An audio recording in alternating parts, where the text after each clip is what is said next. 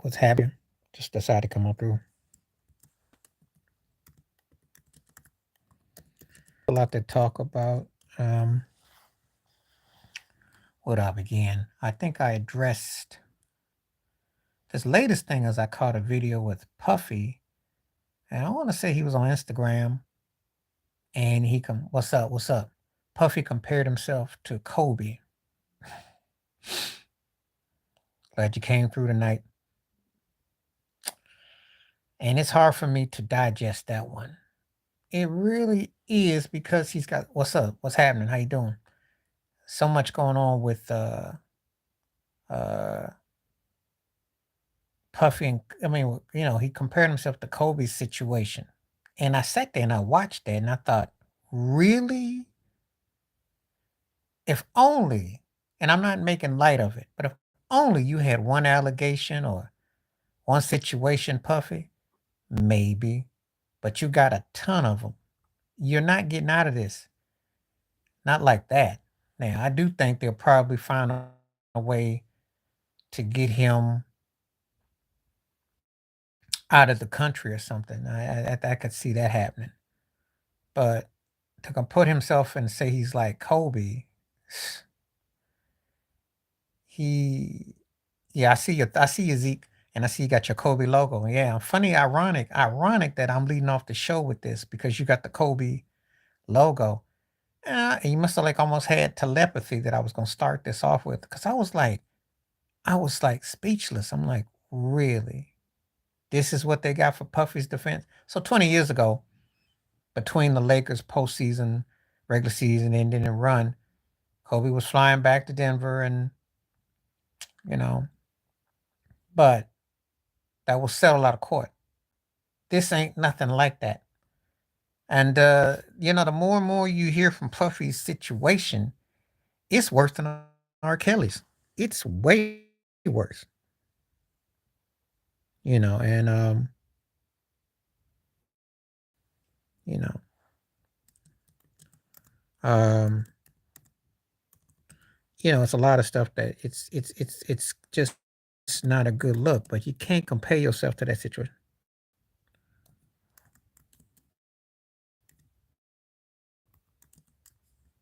Um, you know, Kobe's situation, which was a one-off and unfortunate, etc. But Puffy's trying to say that they got over that. I'm like, they're not gonna quite. The Cassie situation is way more explosive than that.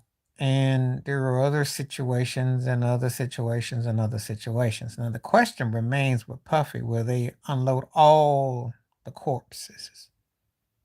That's the question. So, but how do you feel about that? How you feel about him saying that, he identifies with Kobe? How you think about Puffy using that as a defense? Will you come down on that? Because I want to know. And elsewhere,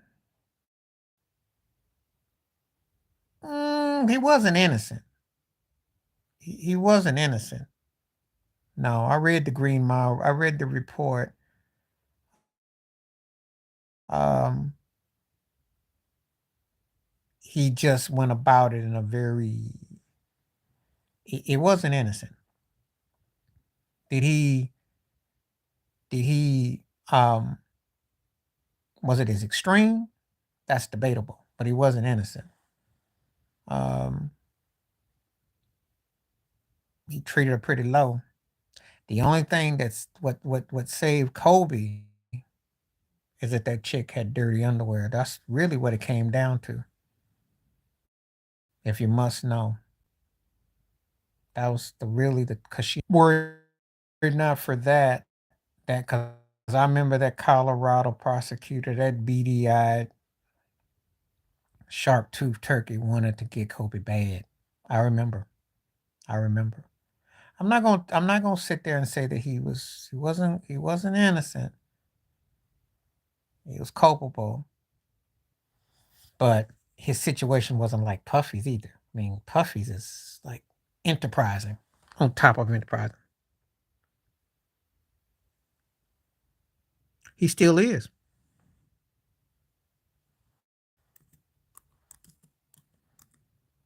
because they weren't invited to the service in LA in 2020.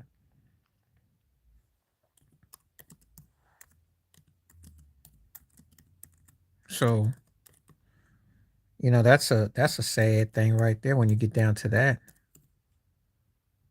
And Vanessa still got issue with that. They never accepted Vanessa. Shaq gave a shout out at the service. So yeah, there was still tension. Still tension. So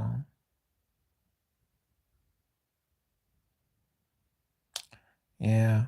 I just want to get some feedback on that. I mean, usually, sometimes I start the show off with kind of like what caught my eye. That one definitely caught my eye. That came to me and I was like, "What?" And I did a big thing about it. I said, I said his situation is close to R. Kelly's. I said, but even R. Kelly's situation is small potatoes compared to what the Puffy thing is out. Because if you factor in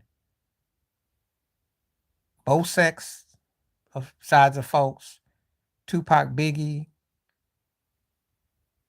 there's a lot more there. And believe me, somewhere between Usher and Jennifer Lopez, lucky for Diddy, those two didn't hook up. Oh, that thing could be more strange and explosive. And we don't know what Mary J. Blige knows or what Faith Evans knows. I mean, there is so many. Yeah, you ever had like an extension cord and it goes all around the house and you can just plug in this wall and that socket and this. That's the Puffy Trail. It can be more extreme. And then I did a little other research because I did a video yesterday about LeBron was bumping his CD and him and LeBron are boys. So think about the Balco and Jay-Z. You never know how all these wires are tapped together. Just saying. These people are not that far dissimilar. Not saying they all into the same situation. However, somebody may know something. So it's one socket leads to another socket to another socket. That's all I gotta say. So well anyway, Tid, you had a good suggestion last night. We was talking about what was they missing. I think that can apply in all forms of entertainment. That was great. That was a great segment last night. Um, I really enjoyed that one. That the way we finished it up last night because we talked about Patrick Ewing and Carmelo and Stockton, and that was a good one. That was really good. And I did catch, man, I did catch JJ Redick. I caught what you were saying last night. I caught it. I sat and watched it, analyzed it. They agreed about a couple of things, but Shannon Sharp did agree with him on one thing. But JJ does be coming over condescending. He be coming off like he's, like, no, no. JJ be heavy handed. He cracked me up. These cats act like I never watched them play. It's funny how I see some people get on these networks and they act like someone didn't remember how they played or their indiscretions or, what they're putting down. And then when they get this suit on, somehow they're some expert and some guru. And when I remember them playing, I didn't feel they were quite that person, So, and that's how I looked at, I remember JJ Redick real well. And I'm not going to sit here and let some third tier role player, because he's what he was, somehow morph into some guru. Okay, they do. Because Tim Legler is a great example. He was a good 3-point shooter. I respected what he could do, but he wasn't a great player. But as an analyst, he's spot on. He's spot on. Just like Tony Romo. Romo was Romo might for and get. He actually got some turkeys calling him a legend now. I'm like, really? But yeah, his analyst is straight. Very few guys who are great actually double double. I'm gonna give Alex Rodriguez that due, and Joe Morgan. They come to mind with that because it's not just being able to know the game to articulate. Charles Barkley, yeah, yeah. RG3 is pretty spot on. Kenny Smith, um, they're guys I like to watch that articulate. I think Steve Smith has a good voice for it. I think he does a good job. Let's see who else can I pick on. Hmm. Jeff Van Gundy. The coaches are always spot on. They usually always spot on. Mark Jackson.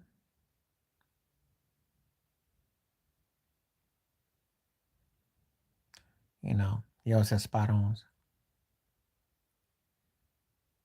QB Brown, because his what he calls X's O's on the sidelines, nobody can touch that.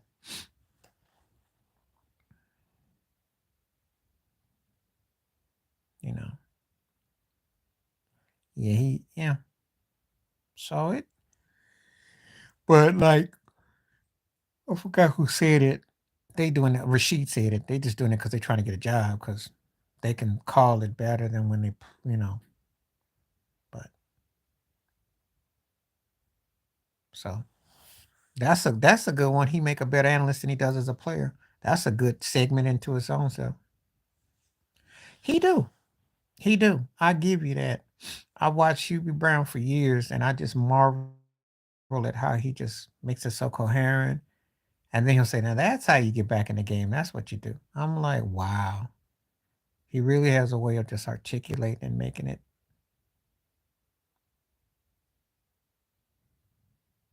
And that's a gift. That's a gift. That is a gift.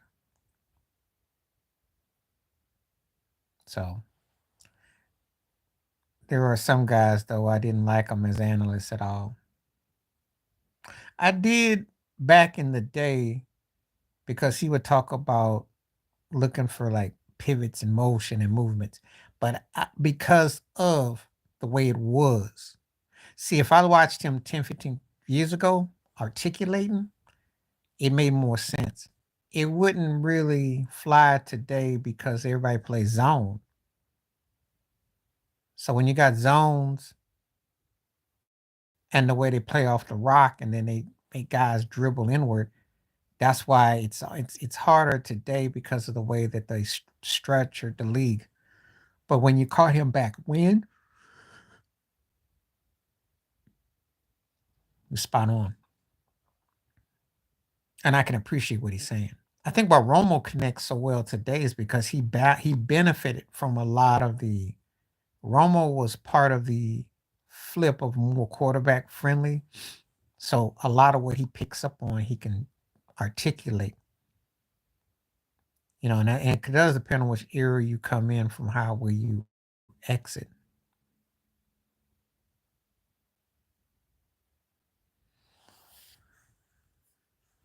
Yeah, he was. I'm sure everybody's gonna be riding about that. Um, but can he do it for 4 games? You know, and can he do it? That's the thing. I mean, the truth is there is a rallying cry for him to win a chip because then he gets back in the conversation again. And some people have forgotten how great he is. So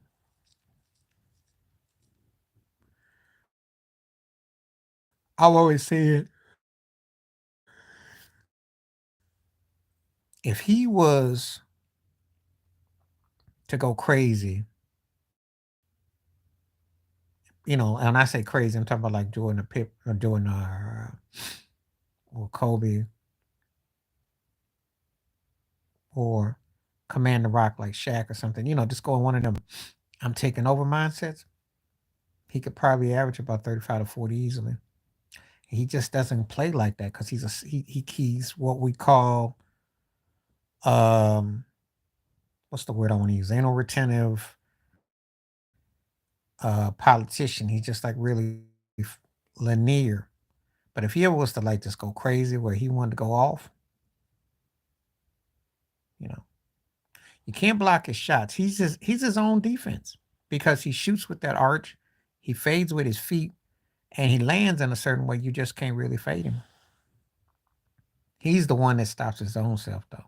But all great players stop their own selves.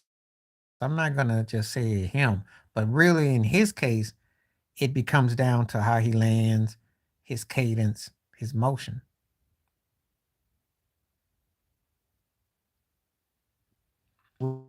would be a problem for Denver.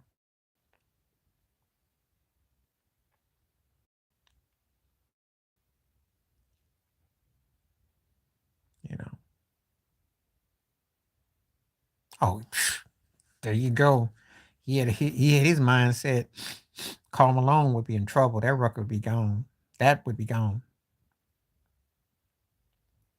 because that would now that's that would be one way we could debate if he's a top 10 player ever. That'd be one way for sure. Yeah, let him go crazy for 2 or 3 years.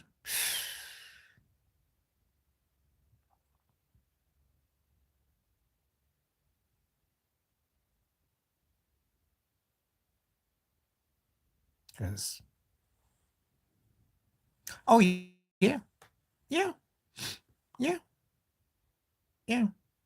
No argument there. No argument.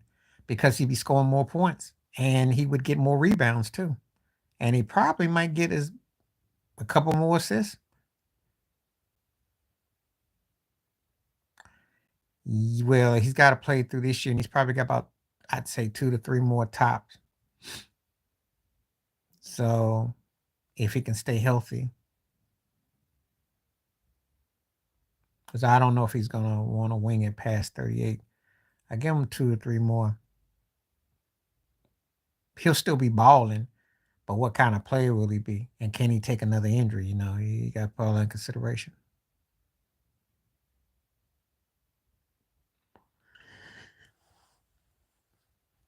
And it also depends on yeah, but you gotta remember something. Is he does he got 5 years and does he have enough where he has a situation where he has championship level? See, 2 to 3 after this year means if he doesn't be hurt and he plays at a high level, can he get to 40? And will him and Book connect for some jewelry?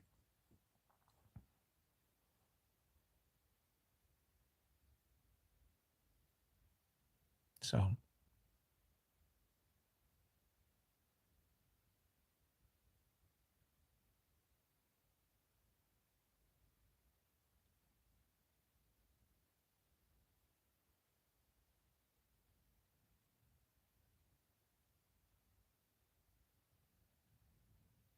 you know,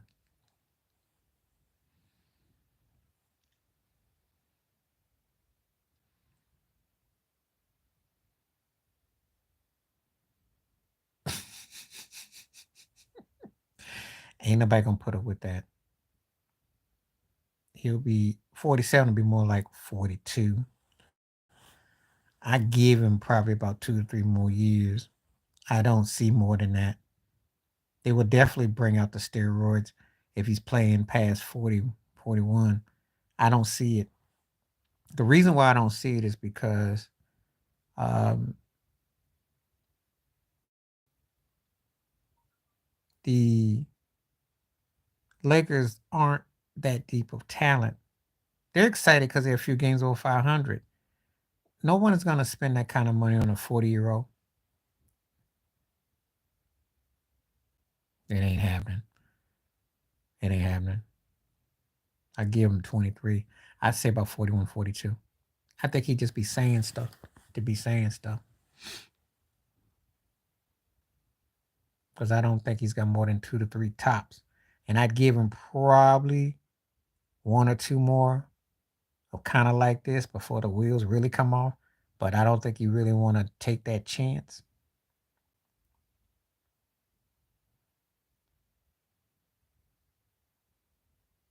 and I just don't buy it.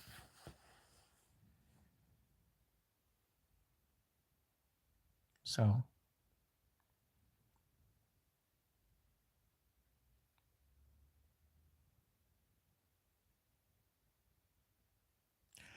yeah, but he wasn't the same. I mean, you want my honest opinion? He was pretty much done after he won that last ring. 2010, 2011, that was about it. After that, it was downhill. And when they didn't get CP3 and he got with Dwight and Nash, they looked old and folded. It was downhill the last few years. Body was shot. He still put up some numbers, but they was not championship worthy, and he was not the same guy. And he pretty much was just going through the motions the last 2 or 3 years.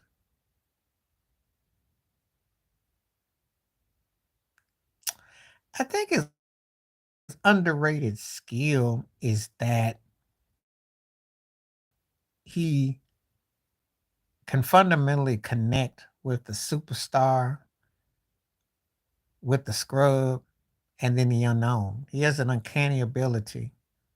He was the dude that made that thing that I saw like that because he was, you know, the scrub, but he kept a position as a player and he worked himself up where he made him. That's no diss to you working at Walmart, but you know what I mean. Imagery wise, style wise.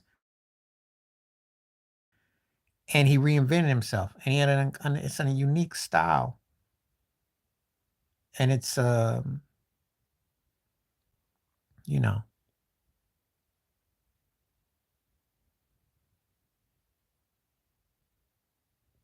well, that's how the successful coaches make it because you'll be on the sideline. You'll be like Mark Jackson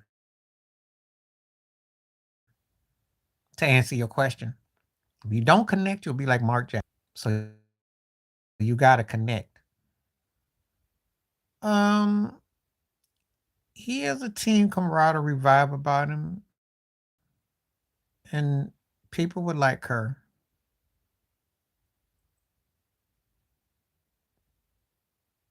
So I think his underrated skill aspect is pretty much I think how he I want to say methodically like how he kind of like gets a certain type of rotation from his players. And what I mean by that, I noticed that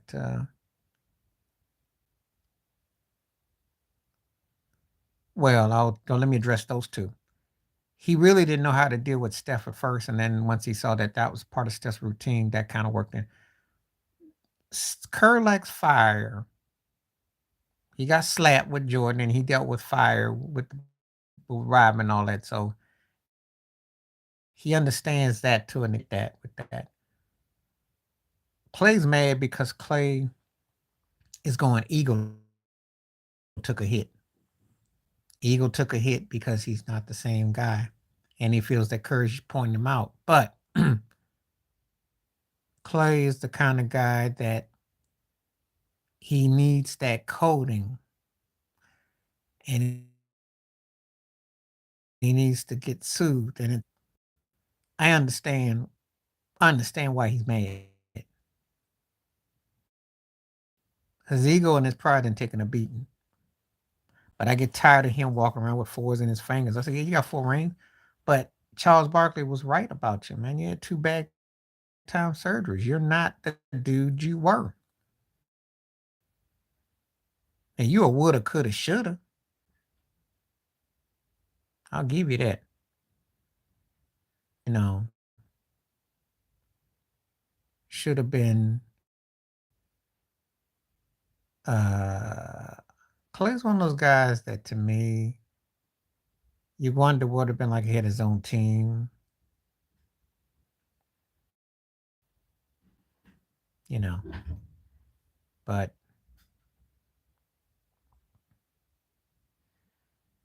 we'll never know. great defensive player. Well, yeah, and running off those screens, catching those shots, no dribbles. I mean, Mr. Game 6. Come on. I'm a big Clay fan. Don't get it twisted. And I said this, and my old videos will back it up. I said there was one guy before it became fashionable to score 50 points or 60 in a game now. There was one guy that I thought that could have challenged to be the link between Wilt and Kobe. I said it hot. I mean, that 37 in one quarter was mind blowing. And he's the only dude with shooting that three ball regularity that could hang with Steph. The only one that I've seen. And when they win with Steph, they beat you. But when Clay's cooking, they smoke you. That's the difference. So you ask me what's the difference between beat you? Well, beat you means 5, 10 points. Clay's on fire, they whipping your behind by 25. That was the facts, you know. I still remember that game 6 against Toronto in the finals. He got Danny Green hit him inadvertently, but he was going off in that game until he got hurt. He was going off. And he tell you, when Clay's on one, it ain't nothing nice. So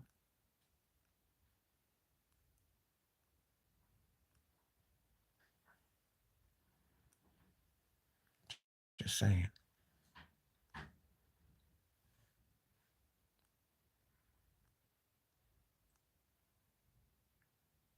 Yeah, he did. I mean, he could teach a class on that because I remember, like, if he was teaching you how to properly dive off a swimming board, his feet are always planted so well. That's a good observation, Ted, on your part, because there are things by technique that you watch. Now, yeah, think about it. If Durant had Clay's feet, uh, he beats Milwaukee with that three. But Clay is very much like I notice he gets his feet really planted. He really understands that. So I did too. All right. Twice Wilson DW. Welcome aboard, Donise. And do tell me why underrated. But yeah, yeah, yeah,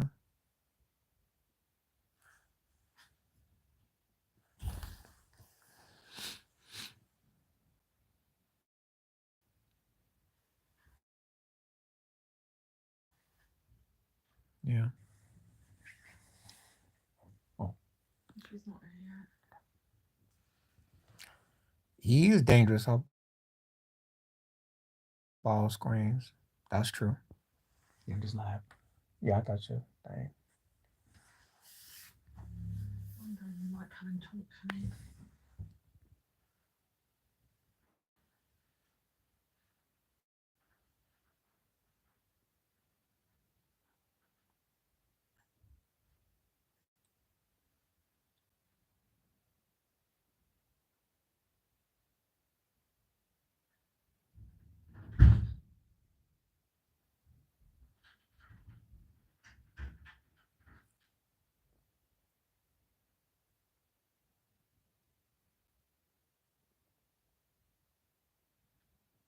He is. He pops those threes and he gets his movement going.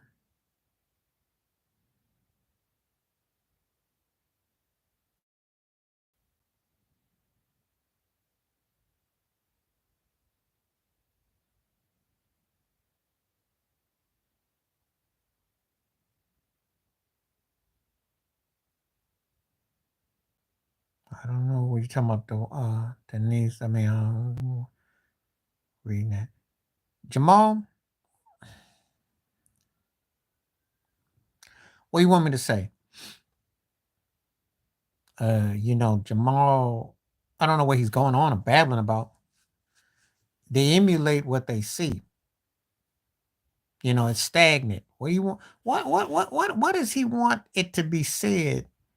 Um, they emulate what is selling today.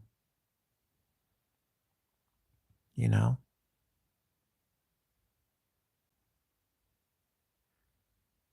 that's what guys want.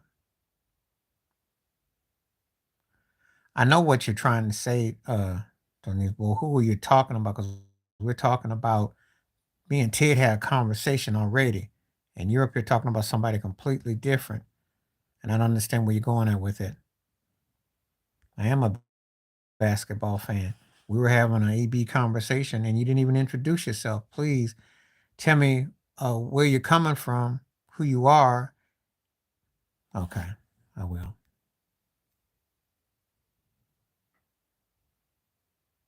I'm going to right now because if people don't,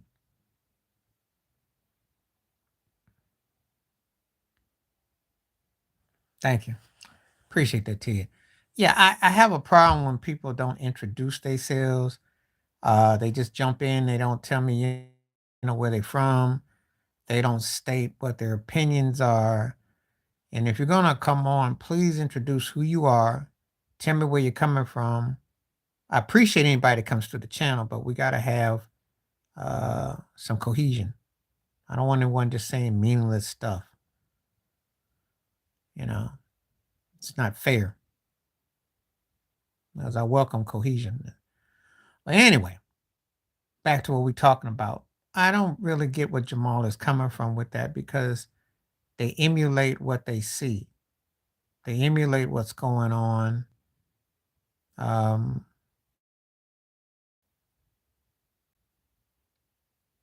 you know, it's not. We're not in an era where guys are just coming up with their own identity. They're trying to mimic what the league wants them to mimic. Well, again, that's because of what did they see? Pitch, shoot, catch, pop, half court. What do I see? LeBron does it. Steph does it. Dame does it. Trey does it. You got all ages and ranges. That's what they sell you on.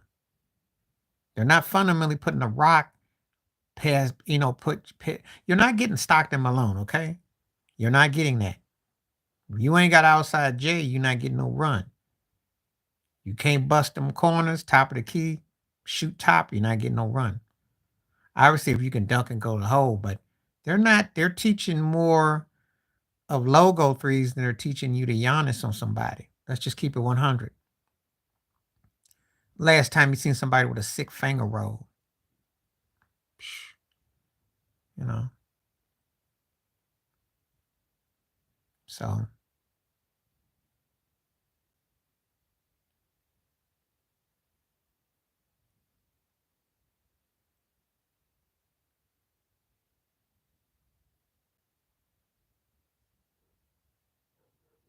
you know,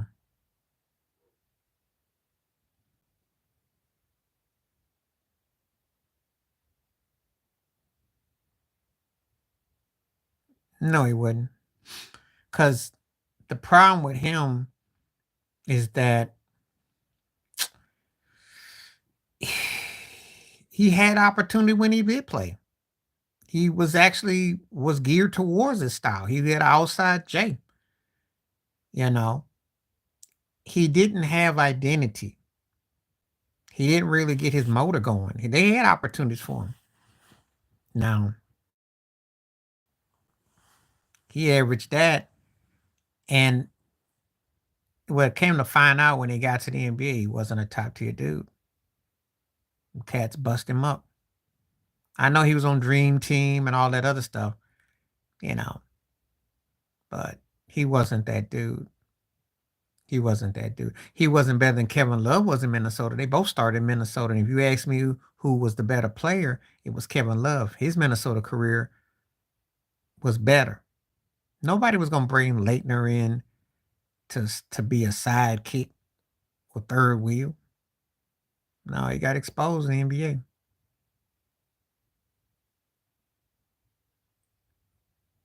I don't know if he would. Cause I don't know. Cause he like if he played for Minnesota today, is he gonna see Anthony Edwards?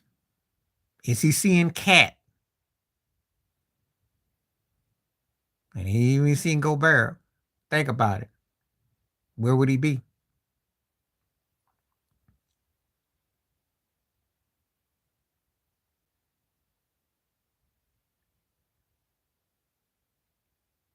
So,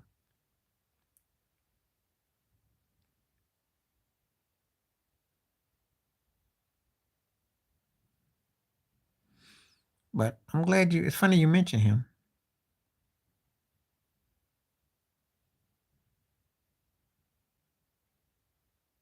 Yeah, it was unfortunate because he got hurt, and he's one of those guys. I won't call it great, but I think he would. You know, he would definitely be a handful.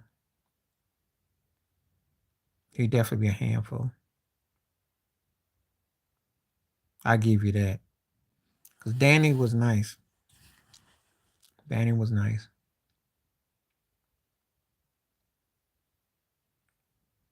You know, depends on what guy you ask me about.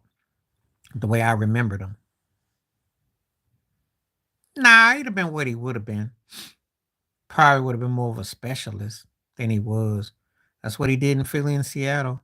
You know, energy bar kind of player, guy to get you hyped up, get some points and some stuff. Can't say he would have been like anything revelation. No, no. There are guys I can name that would have been better today. Like Mahmoud Adu Raul would be scary today if he had outside consistency jump shot, and he have to average more than 17, 18 points today. And how would he fare up against Joel Embiid and Jokic? He versatile enough to put rebounds and maybe a few assists, but he have to score more points. I don't know. See, that's the big elephant in the room. And will he be the equivalent of Sabonis is in Sacramento? Think about it.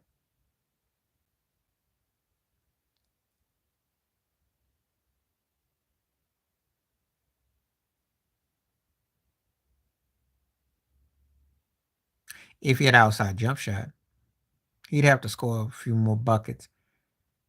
And I don't know if he'd want to play with Trey Young. The way the Hawks play basketball, I don't know how Nick would fare today. But he could score though. He showed that when he went to the Clippers in Boston. He showed he could play. So I think, because the one reason why I give him why I can look at it and understand why you mention him, he came back 94, 95. The NBA did start to change. There was a little bit of a change, and he showed the different aspects of the game. So, yeah, I think he could. I think he could have us packed. I don't know how dominant he would be though. Depends on his teammates, structure, situation. You know, but I think he would definitely, you know, because he's a better ball handler than Giannis, and he could definitely bunny hop you Euro step. Yeah, tomahawking. If we go by Giannis, then Nick would be up there.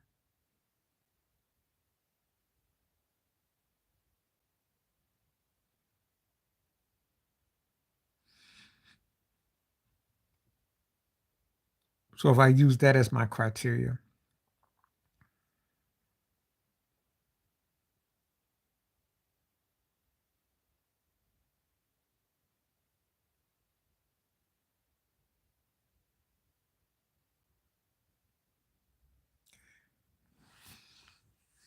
not angry, sad, not angry, not angry. Nothing gets me angry more than the Buffalo Bills, if you must know. The Yankees got me mad, but angry means like you want to throw something. I NBA don't do that to me. Wins or losses in Miami don't do it. Cause see, the thing is, usually if I think my team got a chance, I know it. And if they don't, I know it.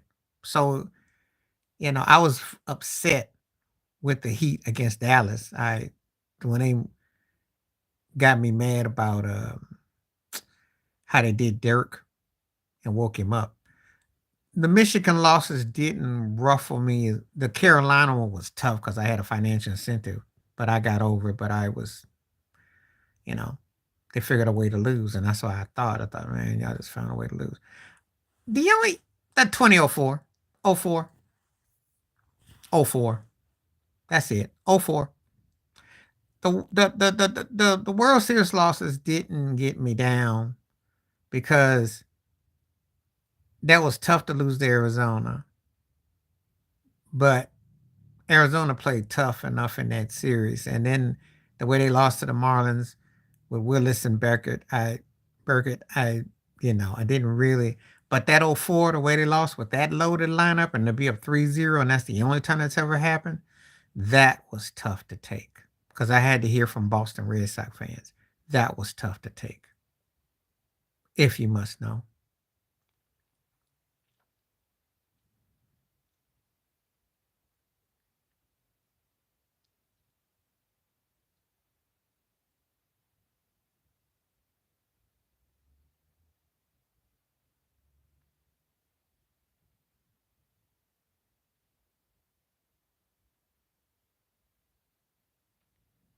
So, other than that, no.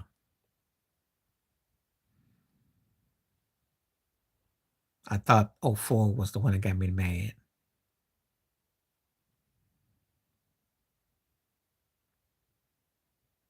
Well, Steve Carlton was one of them. I mean, various years because I really was a big fan of Steve Carlton. He was one of my favorite pitchers. Earl Hershiser's Valenzuela in '81. That was one of my favorite. Oh, AL.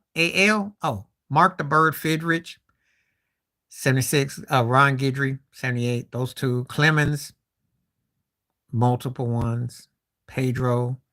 I had my bad because I was just looking at the Cy Youngs. Those come to mind. Yeah, when guys won a lot of games, that's the era that I get excited about the most. I'm sorry. It's just something about guys that were dominant and had great years, and then you, um, in Toronto, what's his butt who won the Cy Young? He had a great one too. I can't think of, but it was definitely a memorable one. Can't think of it right now. Um,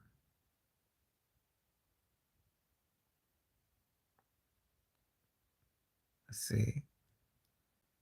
Wasn't Dave Steve? I think it was it Holloway? One of them cats.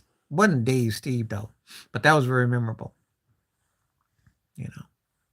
So those come to mind. Fa. Fa. Holland, yeah, Holland, yeah. Yeah. Because one of them years with Toronto, it was yeah.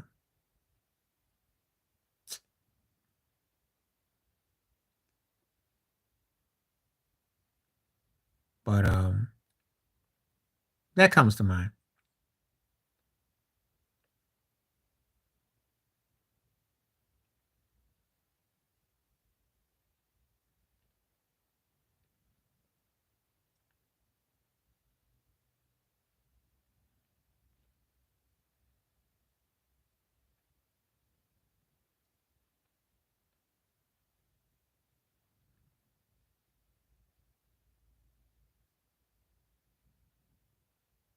What's happening? Anastasia. How you doing? How you doing tonight? Where you coming from?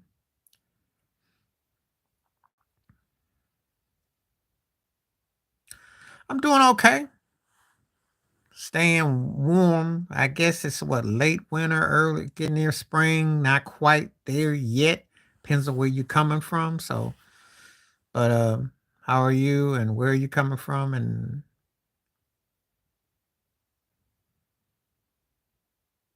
again, I will tell anybody, uh, any questions, anything you want to talk about, feel free.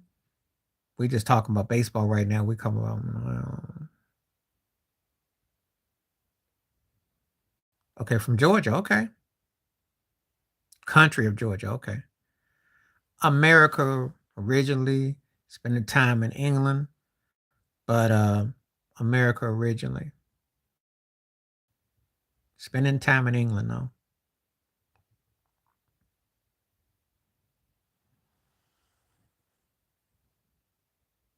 46% of folks. You sound like a politician. Oh, okay. Well, I'm glad to have you. What do you like to talk about? And tell me about your country, because I've heard about that.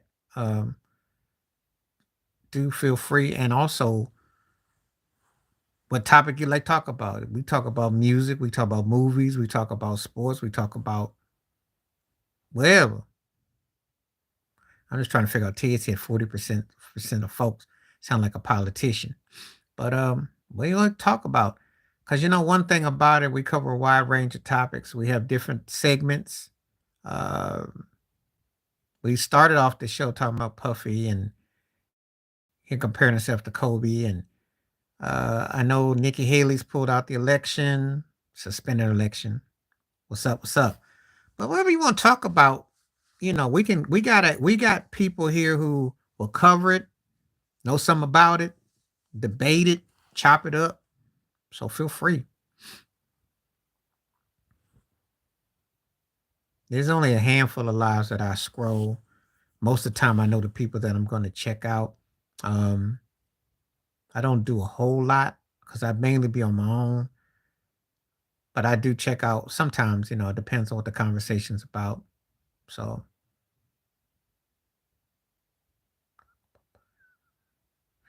yeah, well, it's the same as black folks. And you're funny you mentioned about Nikki Haley because that sure's not ending well now, is it? Her time is about up. Her time's about up. And I can't stand Trump, but let's be realistic. I mean, he was gonna whip that. I mean, and I heard, I saw MSNBC trying to offer her some support because she's a woman, and I welcome, female politicians, the people that actually bring something to the table. Please do. Don't let Kamala Harris be your standard because that's not a standard. That's just a shoe in feeling that's not even really a legit feeling. No, it never ends well. It's not meant to end well. You should never be the butt of a joke. Okay. That's what buck dancing really means in English. You're the butt of a joke because you're sticking yourself out for something that's going to be the back end of something that's the reality. You know?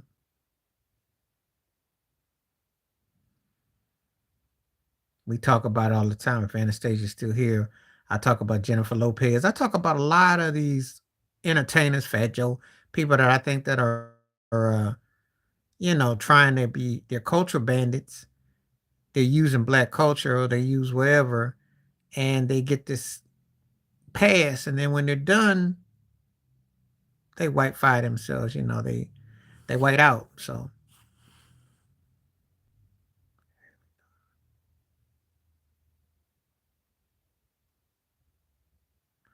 Haley daughter married black man. Her daughter don't respect her or her daddy.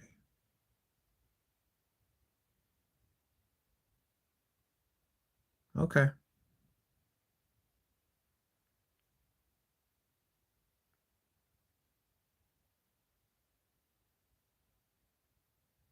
It happens. It happens. It's nothing new. I had to think there for a moment who he talking about, but uh, um, it happens. You know, society is very much like that. So it's one of them things where people aren't always accepting, and that is an unfortunate reality that we still face and deal with.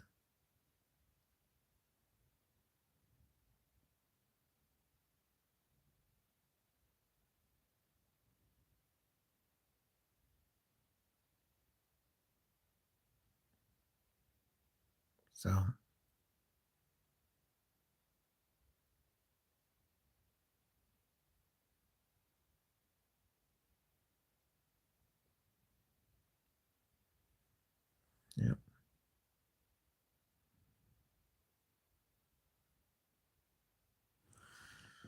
I like how you gave yourself that, Zeke. But it's true though. Not arguing. Not arguing.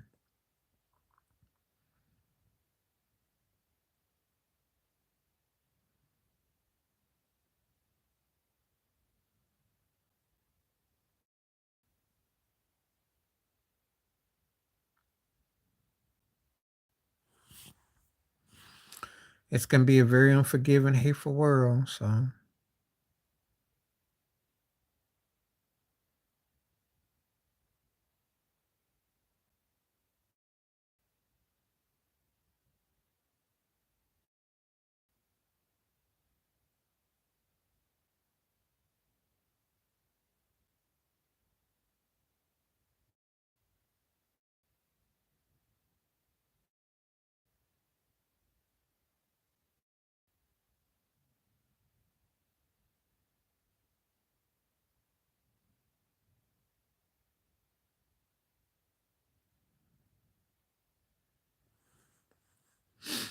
yeah, this thing's doing this again.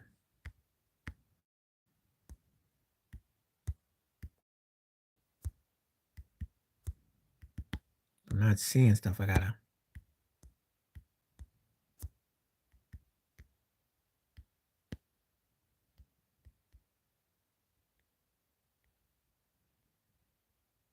Okay, I got it back now because I lost it for a moment. Um. Okay. I think he just felt loyal to the team. I will. Only thing I can say. You want my honest opinion? Um.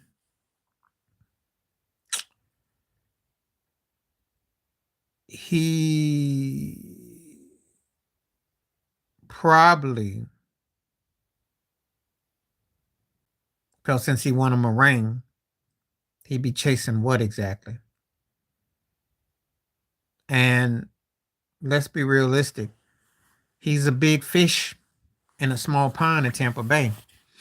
Plus, he played for one team. Whereas if he goes to Kansas City, he's just another cog in the and he doesn't probably want to be ring chasing when he doesn't have to because he's got a ring.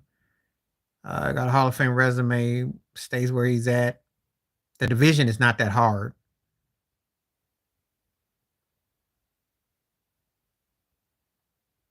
I mean, come on now. You look at his division.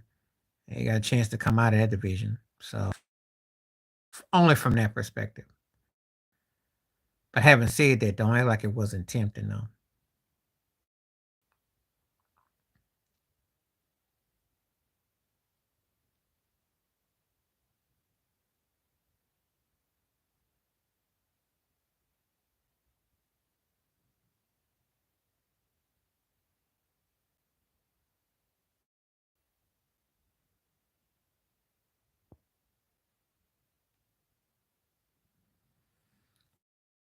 But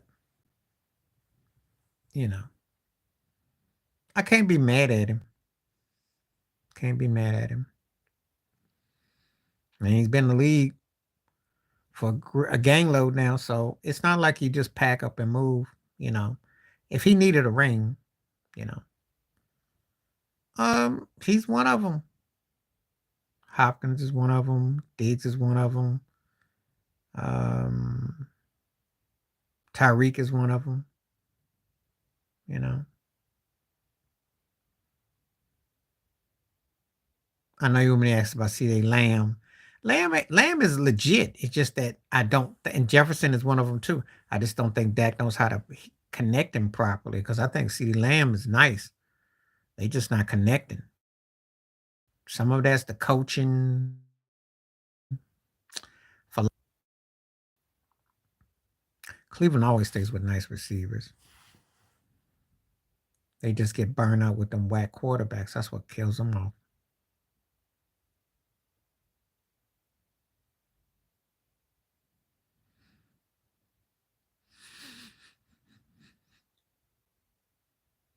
Mhm. Of course, everybody from Cincinnati. So come on now. I may mention the Bengals because they got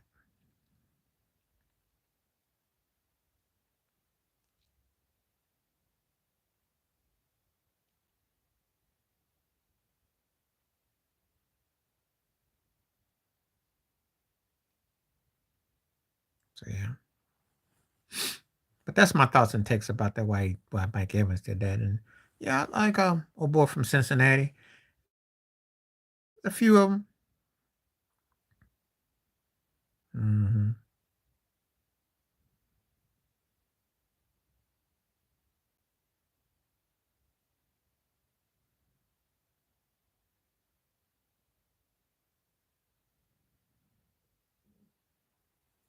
So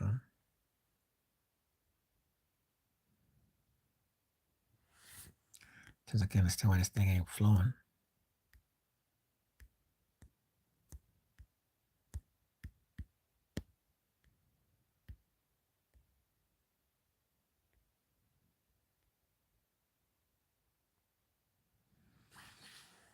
None in particular. I mean, he's you talking about Travis, or you talking about when the brother retired from Philly? You talking about you talking about Swifty? Um, he he pretty much plays pretty consistent. Ted and I we're talking about it, the keys to the bill stopping him, and I said, well, you can't let him Shaquille O'Neal where you barbecue chickens you where he sits there and posts up and does those fade outs, or then he just sticks his body in between and he starts catching his brother. I mean, he had some good power drives, I would say. He had some good, you know, I think he had some good line moments. I will give him that. He's tough dude, you know. It wasn't on his reason why they didn't do nothing this year. Not him. You know, they both great at what they do. You know,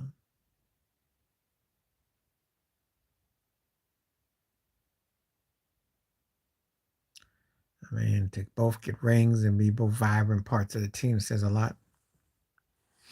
So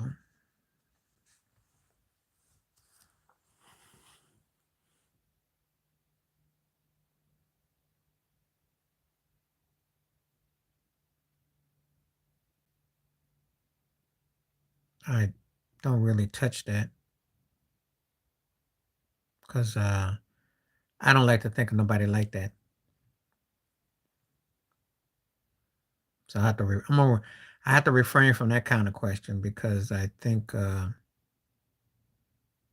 when you say drug addicts, I don't want to think of that. Obviously, unfortunately, we never got him to the NBA level. But when I think about Len Bias, God only knows how great he would have been. So there have been guys that had addictions, but it's not something that I really like to think about. You know, David Thompson situation. But again,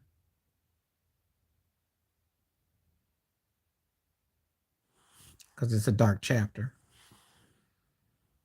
It's a dark chapter when we talk about the association.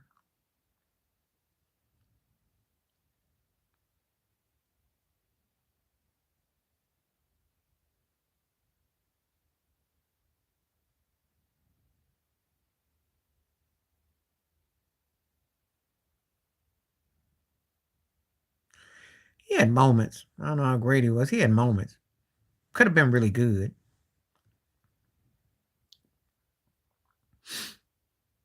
Uh, he had some moments, and he just didn't quite fit in.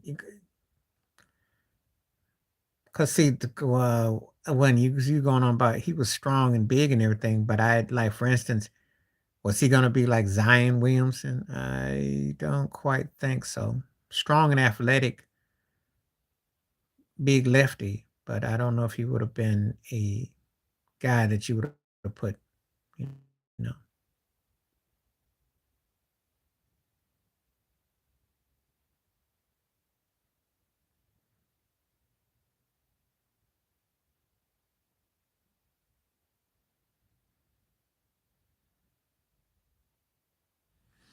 So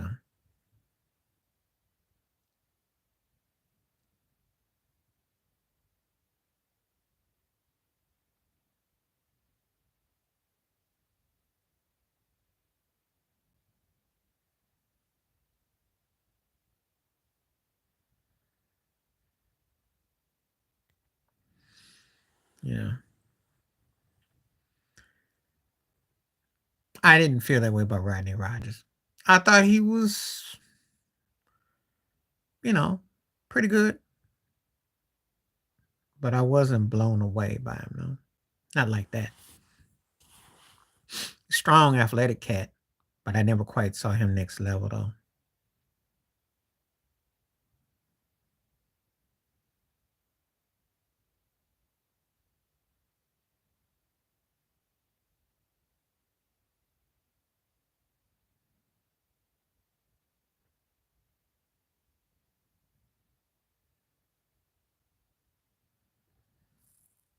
The Bills, 49ers, Dallas, Washington, Green Bay,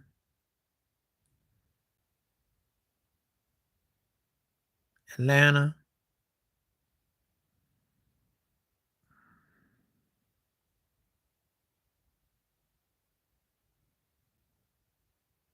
Um,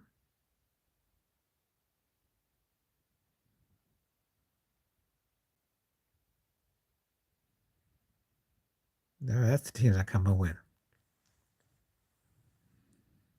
Those are the teams I come up with.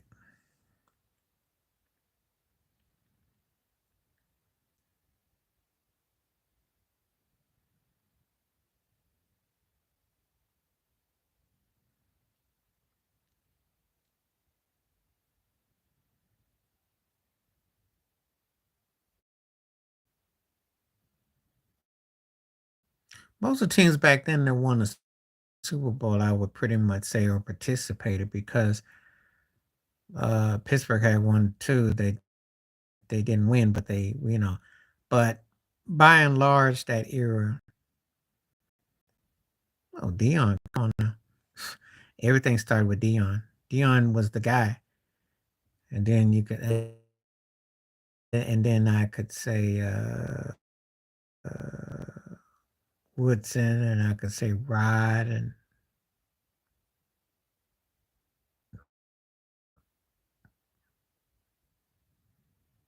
um,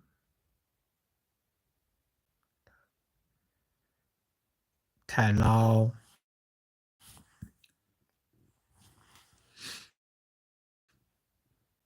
You know, those guys come to mind. Merton Hanks too. Yeah, those are guys that come to mind.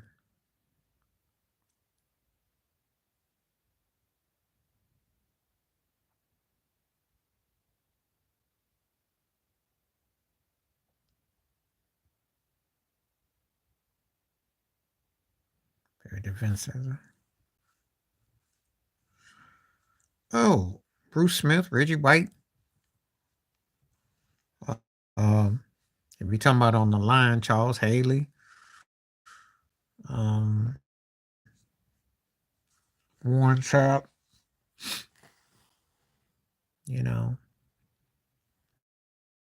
um, Mean Joe Green, a lot of those guys.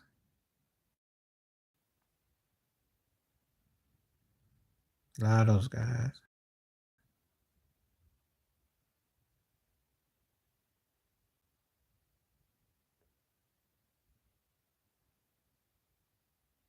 So,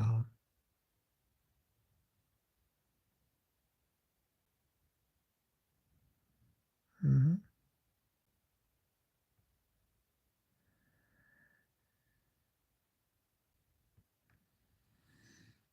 See what's up.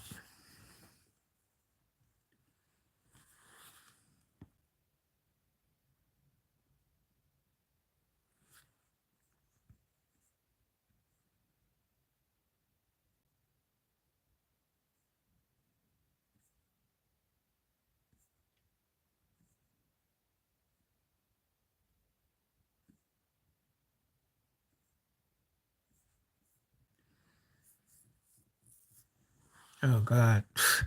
Well, that's a sore subject for me with Scott Norwood. Oh, God, man, I gotta think about that one for a moment because rewind the clock for me because I haven't thought about kickers in so long. Oof, God. Obviously, when the Anderson brothers was bad. Morton Anderson was a beast. Um, Except for against when he kicked for Minnesota, but his foot was gold for a long time.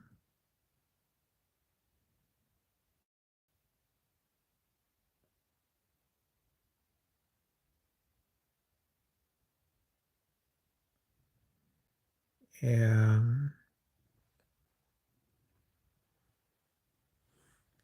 Steve Christie, we got him later. The Bills. Um, ooh, I don't know why am I drawing such a blank. Because I really don't think about a lot of 90s kickers like that as I do the OOs. Like you said, the OOs, I thought of Adam Vinatieri, and I was thought about Sebastian Jakowski and all them. Uh, they didn't miss the rock much, I know that. They were more consistent than the kickers today. And hard, who can I think of? Who's the kicker?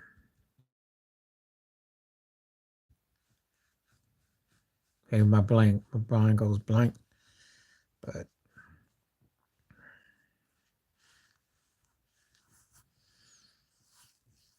I named a couple.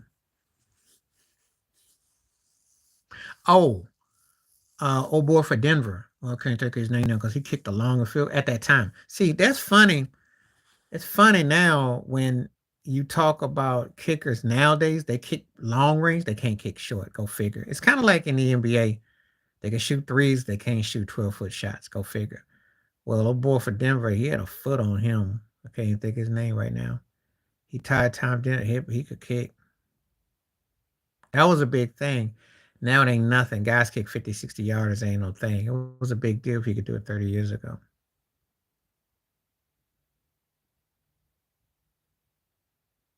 So,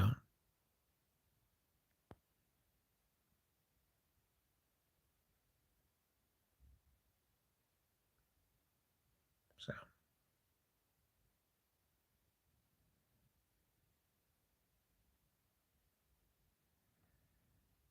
so.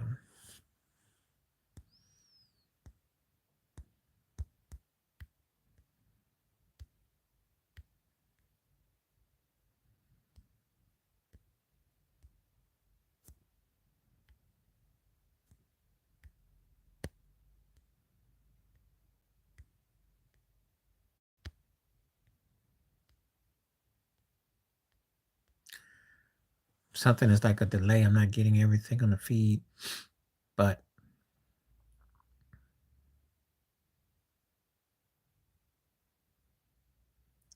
I just couldn't really think of most of them. That old boy from Denver, though, was one that was moving me the most, though, because he had a foot on him.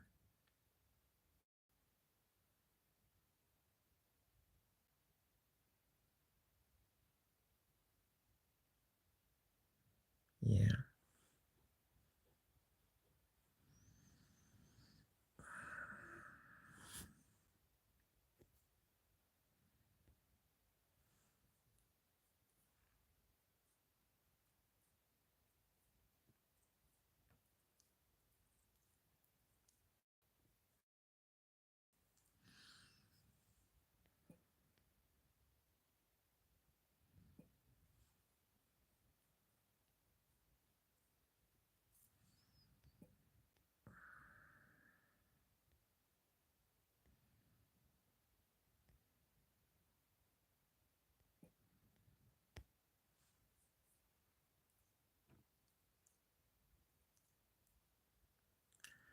If you've been stuck with this one, I don't know what to tell you because I don't see any other questions coming.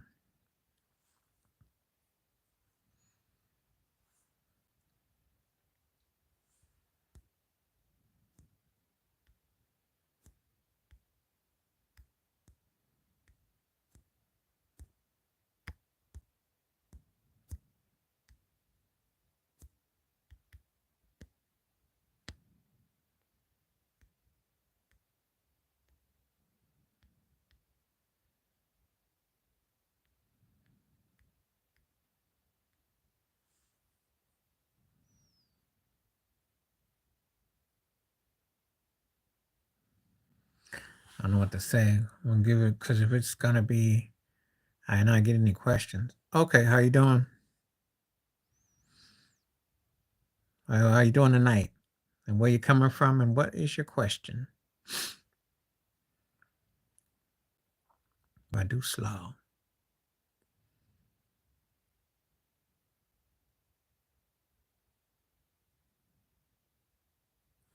Feel free to tell me where you're coming from and what is your question tonight. I welcome.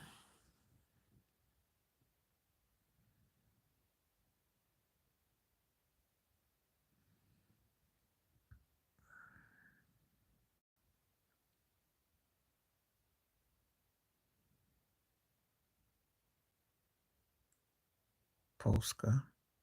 Okay. Where's Polska by?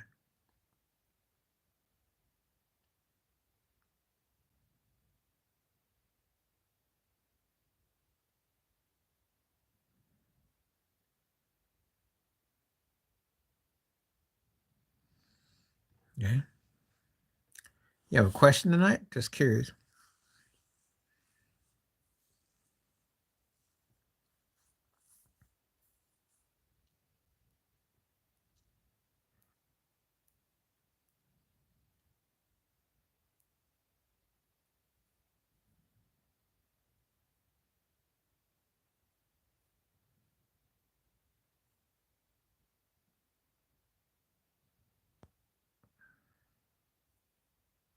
Okay. I'm just trying to make sense of everything that's going on.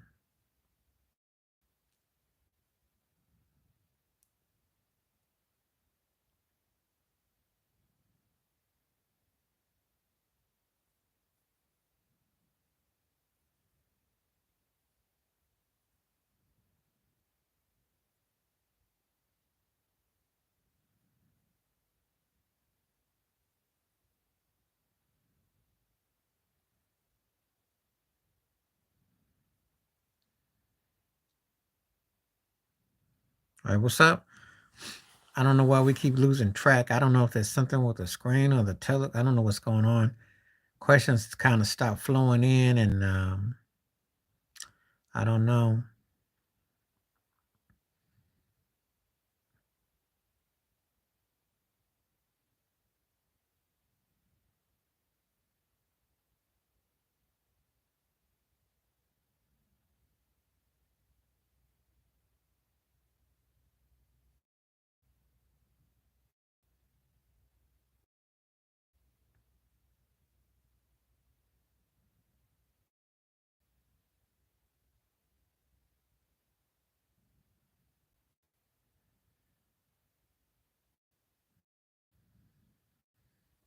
Let's see if anybody says anything.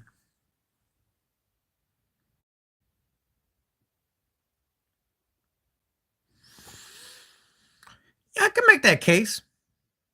I can make that case. I mean, he, he, and yeah. Um, SGA is to me he's in the top 2 3 MVP voting. Um, OKC is a pleasant surprise. He's only gonna get better. Um, you know, well, you and I can say that, but the media won't because Murray plays with Jokic. Happening thing because they are a hotbed for young talent. They're a hotbed for league MVPs. Do I have to remind you of Kevin Durant, Russell Westbrook? James Harden was a puppy back then. Now they got SGA, so they do are a hotbed for bringing in great young talent. They just don't win nothing. That's all. They only got one finals to show for all that. They have one of the best farms. I think 9 times out of 10, you're gonna come out looking good. Murray is like mystery, and I think it's because he plays with Jokic and he plays in Denver. I think if he played in New York or Philly or something, he'd be bigger. I agree. I agree. But is he better than SGA? Well, he's asked to do different things than SGA. SGA has to carry that team. That's a little bit different. Now, if threat to what? I don't call threats until I see you in the postseason. I told you about that. I Until I see them in the postseason, I'm not taking them serious. Well, you'll get your chance. You'll get your chance. Get back to me in a couple months or so. They're not no threat to me right now.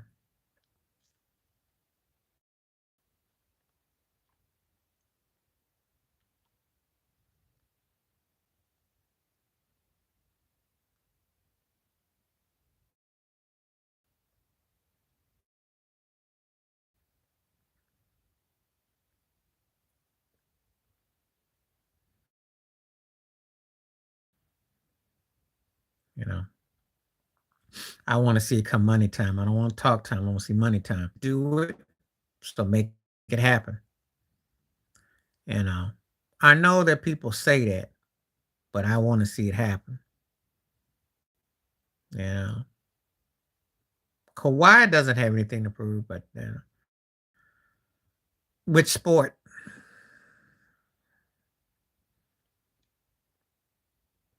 Because you talking NBA, you talking NFL, you talking baseball. Which sport?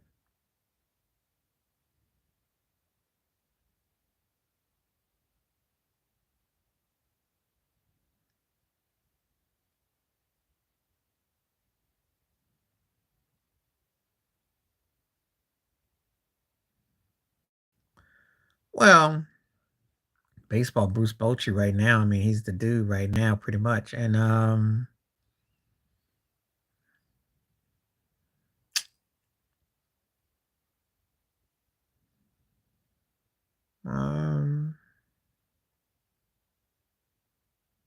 hmm, I think we're out there in baseball. There's a couple others I can think of. Not a lot though.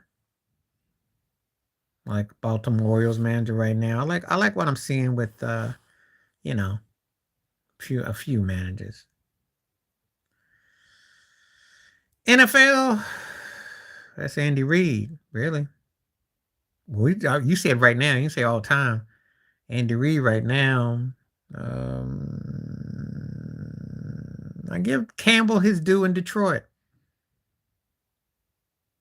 I like what he's done in Detroit. Um, hmm. Ain't but a handful I like. NBA, Spo will always get love. Um, Mike Malone, if he was still managing for today, but he's not managing today. I can't take him over Bruce Bochy though. Mm-mm. Yeah, yeah, man got 4 rings, and you know how hard it is to win the way he's won. I mean, that man can manage. Because Texas was always a consistent overachiever or underachieving.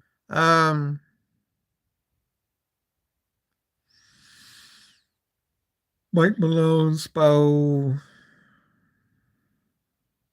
I do like Ty Lue. Nick Nurse.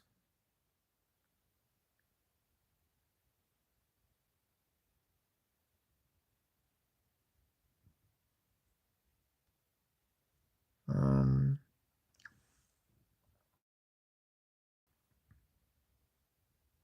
Give OKC's manager some props. Mike Brown gets props. You know, you're talking about the now. Depends if you're talking about the now or you're talking about ever. It's a difference because, you know,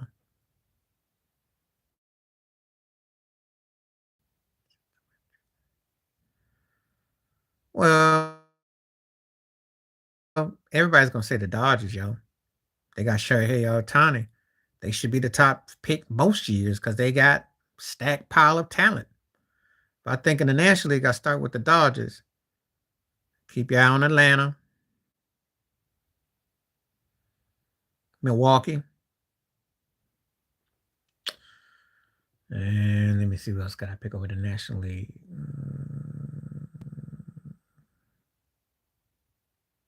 Somebody gonna say the Mets, the underdog. So the American League, Toronto. I'm gonna tell you that just a second. Toronto, Baltimore, Texas, gotta be favorites. Houston's gotta be a favorite. And in the Central, I want to lean on Minnesota. I don't know. Um, he can hit, he can pitch. Can he do both? No. I think that because the wear and tear of this era, guys like that will burn out. But he's a freak. He is a freak. He's a very unique player. I like him, but he can't do both. The metrics and the reality won't let it. I think you want his stick more than you want his arm. He can hit. He can hit.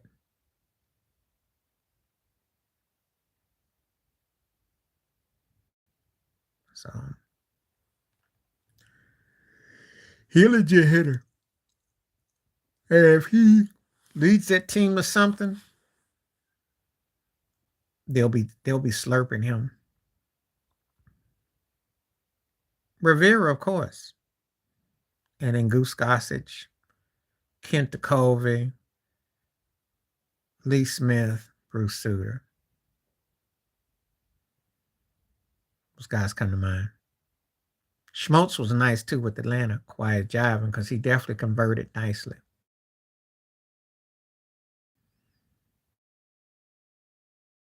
So,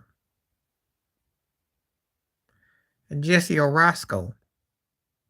And even though you asked me this question, sometimes now you ask me this question a couple times during the week, but I have to throw Jesse Orosco in there because I never show him the love. He came to my mind.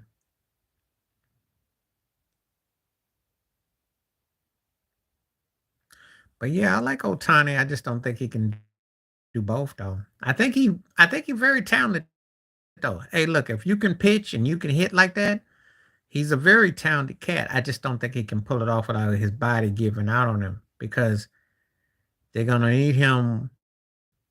And when you don't get him at all, uh, you know. But he's the truth though. He is the truth. Orozco. Jesse Orozco, yeah. Okay. So, but I like Ohtani.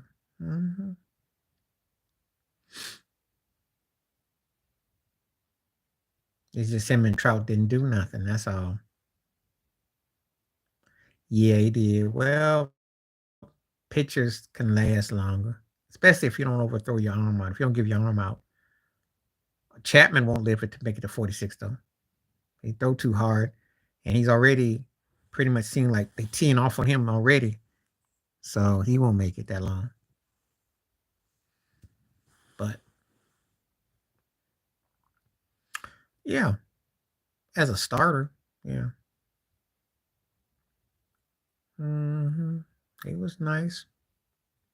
He was a great pitcher. I remember when it was Maddox, Glavine, Steve Avery, and Schmaltz. They had a fearsome foursome. 90s baseball was great, though. I mean, you think about the different teams, the identity. This is what I like to talk about when I talk about sports when I go back. When teams had identity, they had a certain style, cadence. You could name the players. They had different ways of beating you. That's a lost era. Atlanta did win the World Series a couple years ago, and they got a nice young team. But that team back then, that's how strange the '90s was. Yeah, but that's how strange the '90s was. Atlanta should have won about 4 or 5 World Series. The Yankees did. Cleveland should have won about 3 or 4. Seattle should have won. I mean, you can look at that and think, wow, that was an incredible era of talent with the Giants too. Just a lot of talent. Yeah, you said that already. We had a discussion. Um, you may miss the how many points, so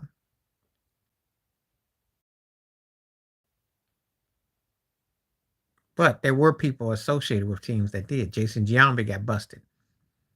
So, but no one said nothing. It didn't. He just didn't really hit the same after he got busted, though. He became kind of like a singles doubles kind of hitter. They didn't run him out though.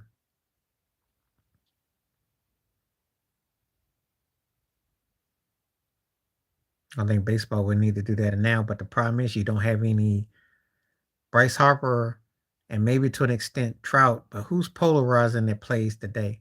And Tejada Jr. got ran out and suspended, so who's polarizing? Unless you play for the Astros, but no one's really mad at that, so the commissioner ain't really running people like that. Barry Bonds, 2001.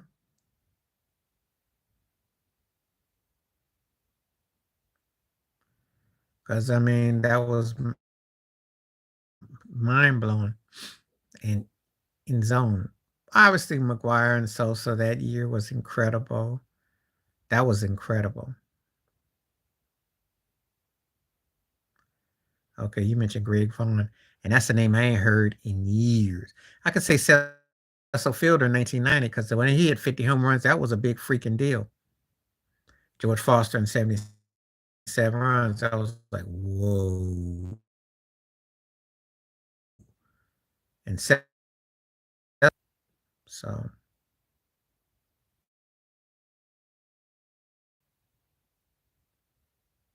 I mean, I come along in a time of the year when you hit 40,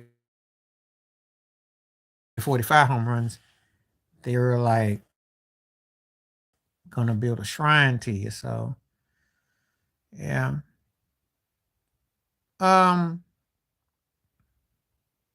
Wade Boggs. Yeah, we retired with the Devil Rays. Yeah, he was a great player. He was a great player. I like Wade.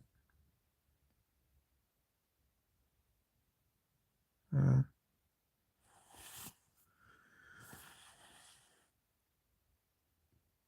Funny you mentioned that. I remember Greg Vaughn.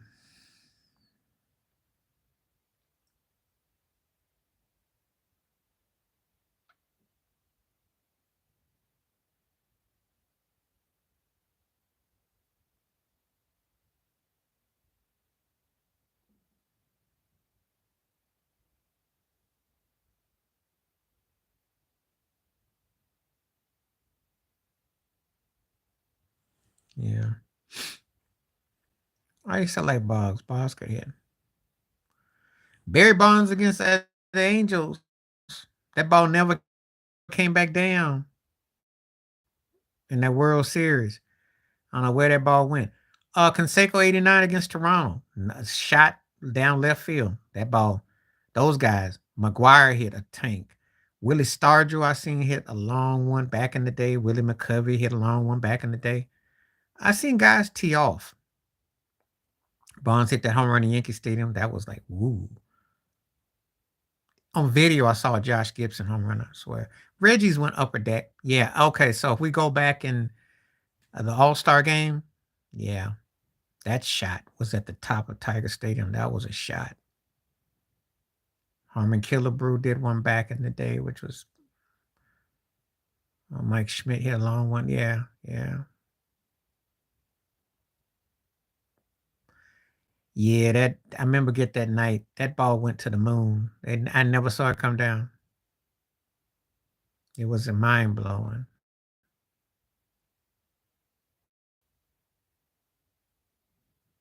It was mind blowing.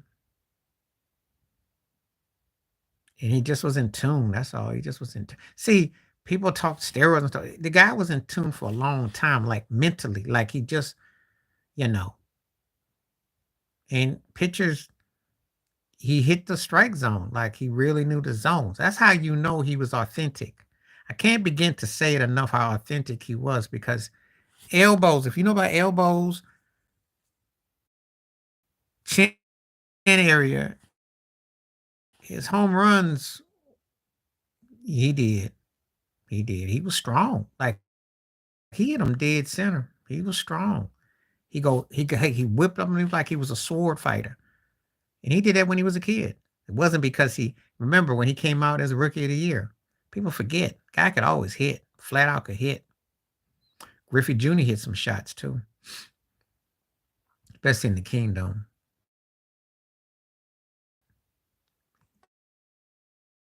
That quick stroke he had.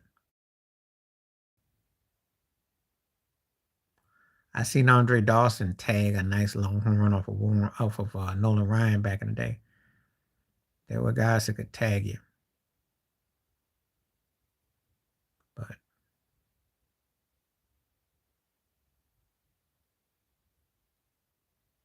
yeah. Bones hits him in that McCovey code too.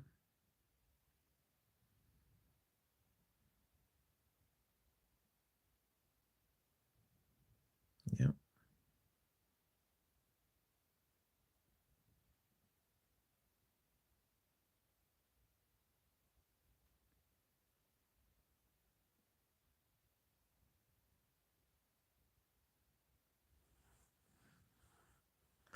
Yeah, well, that's because Buck Showalter didn't want to, he didn't want to pitch to him. That's how intimidating he was. Like I said before, the most dominant baseball player I've ever seen in my life. Bones just he just was in tune. See, people who really know the game knows he was great. They're not buying about some juicing and some stuff. The guy could flat out mentally, he was on another level.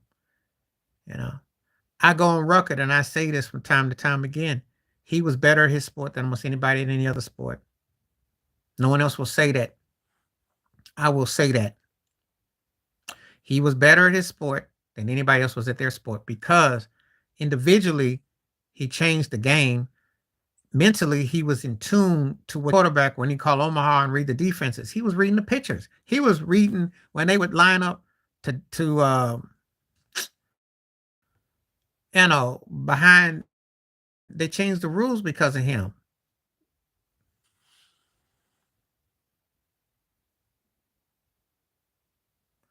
Well, before my time was Bob Gibson. Him and Den McClain, 6-7 World Series, St. Louis, and Detroit.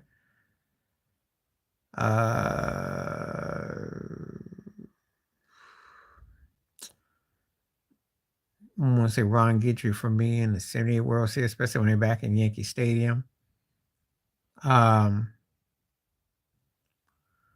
Fernando Valenzuela against the Yankees in 81.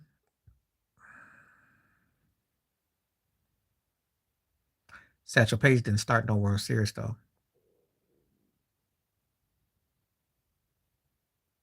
That's the only downside. Because he was old by the time he did get up. He was, but Bob Gibson did.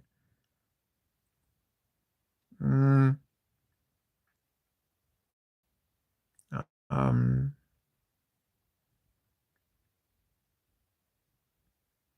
Roger Clemens against the Mets. That's obvious. Um,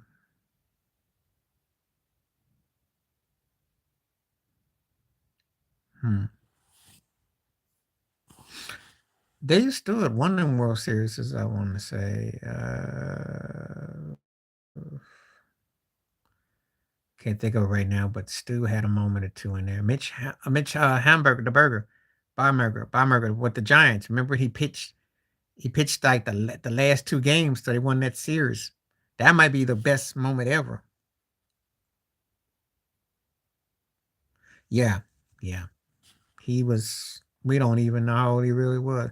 Then this Oral Can Boyd, if you remember Oral Can pitched for the Red Sox, that's who Satchel looked like. Raw bone through heat. He was ahead of his time. I mean, he was. That's how guys were back then, though.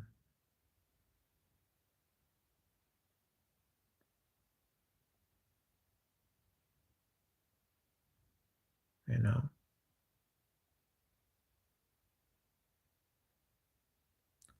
because I don't know. You know, I do know that he was too old by the time. come with the majors, but he's one of those guys that, take my word for it, everybody owes a debt to him, and his smoke was no joke.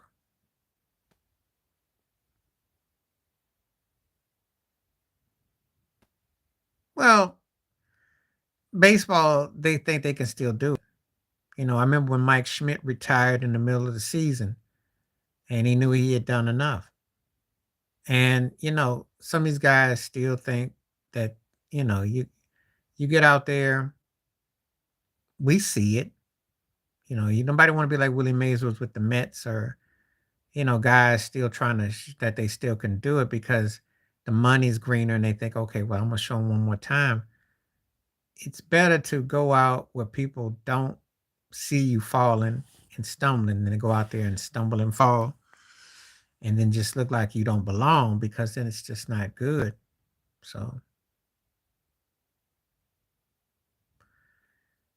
well, you know what? I let them claim him. I let them claim him. Um, he was a folklore. One thing about him, I will say this about him: that you couldn't have written it. You couldn't have written it.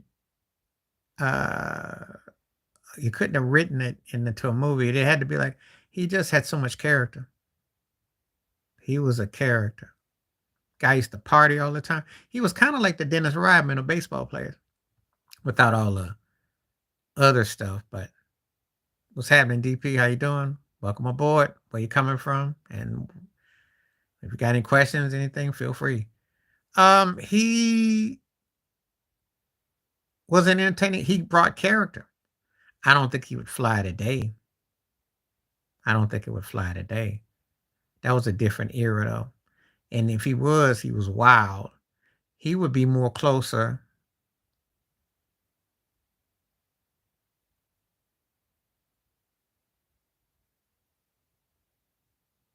Okay. All right. Good to see you, Dutch. Welcome, but welcome. He wasn't too black, because if he was too black, they wouldn't have had him and Lou Gehrig together. And I don't think they would have let him party like he was. He would have been, if he was considered black, he wouldn't have been. He was basically like the baseball version of Jack Johnson. Okay. Well, whatever you want to talk about, Dutch, feel free. We're talking about a lot of topics. Um, it can be sports related, can be music related, can be politics related. Well, you know what? But the thing is that I have to. If that's there could have been a reason, but I've noticed white people claim him. So just saying.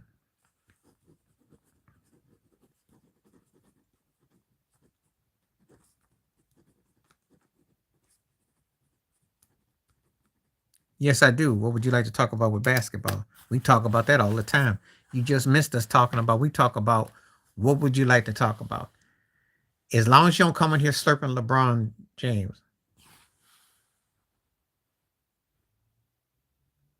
Now, all them folks tie. Yeah, we talk about hoops. As long as you don't come here slurping about LeBron James, or tell me Steph Curry still got a chance to win a ring, or you are going to talk around it. We'll talk about whatever. Yeah, okay. I'm not going to dispute the Negroid features in him. Yeah, because he had that big nose and pot belly.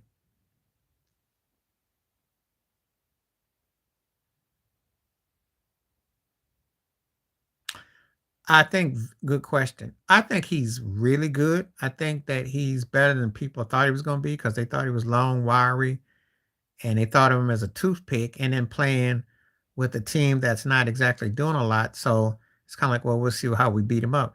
But he's turned out to be, he had kind of an off night last night, but he's still a double double. He's still fresh. He's still grasping.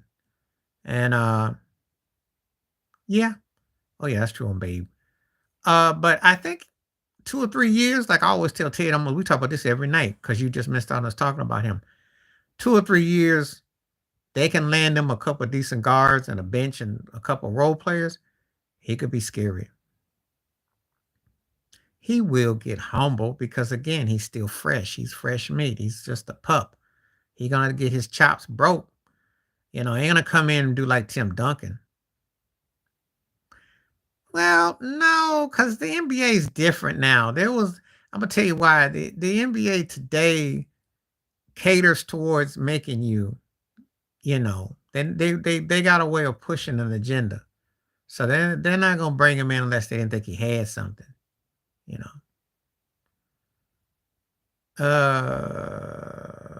Edgar Martinez is one of them.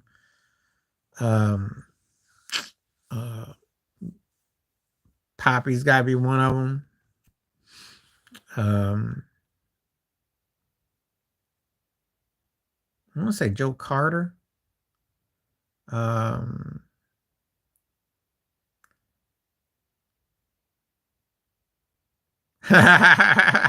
like you already. I like your questions.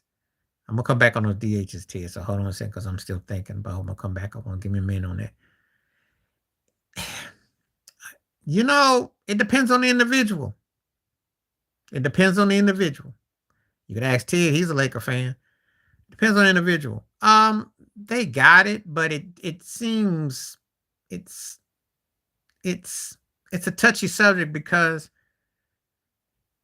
that was a very tough time for guys to be playing. Really was. They probably should have closed the country down, if you want my honest opinion. Could have closed down all of 2020 and over half of 2021 because we still got it out here. But when you're isolated like that, it's kind of hard to really, what are the rules? A lot of guys didn't really want to be there. It was an uncomfortable situation.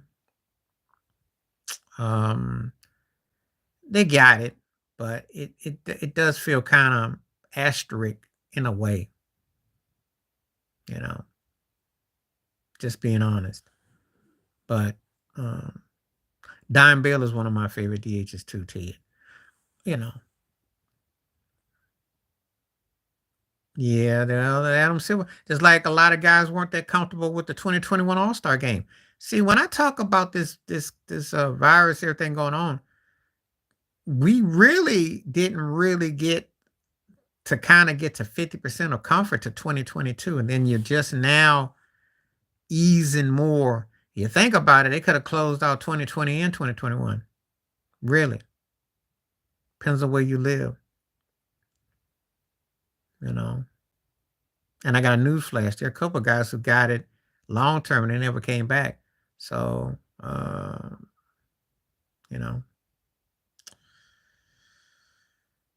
but David Stern. Spo. Okay, wait, let me answer one at a time. My Spo favorite trait, I think it's like he's got an intuition with the players. Like they feed off of his energy. That's my trait about him. He makes you play hard, and I think he gets the respect. They play beyond their means. Undersized, overman, or out, not the most talented. That team always steps up. That's the coach right there. That's the coach, spite, spirit. That's it in a nutshell. Okay. This ain't gonna be favorable, but I'm gonna say Steph, and I'm gonna tell you why. I think Magic can be an argument as the greatest player ever. I think you can have Magic as a player. Stop just labeling him as a point guard, because Magic played multiple positions. I don't mind. Magic played multiple positions. Magic changed the course of basketball as Steph has, but Steph in the modern context would being a point guard and a shooter. But Magic, because of his size and agility and ability, created a style. So I think it's a disservice just to label him just as a point guard. Now, I don't have a problem with it just saying that with Steph because he changed the course of what's going on. But Magic, facilitator, and did it in a bigger way. So I can give Steph that title of that, but I can give Magic the title of GOAT or put him in the conversation. See how I did that? That way I don't offend neither one of them, because to me, it's a close call. One guy got 5 rings, the other guy got 4. Multiple trips, league finals MVP, all-star MVPs, etc. So they're going to be the 2 most decorated, celebrated. That's undue respect to Oscar Robinson and Isaiah Thomas. He did. But so did Steph. Steph took it where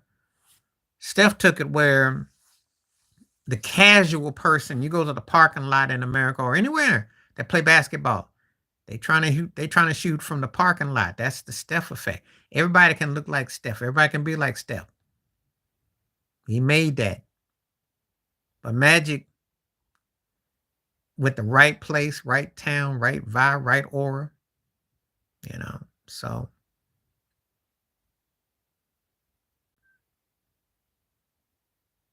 yeah, that's the Steph effect.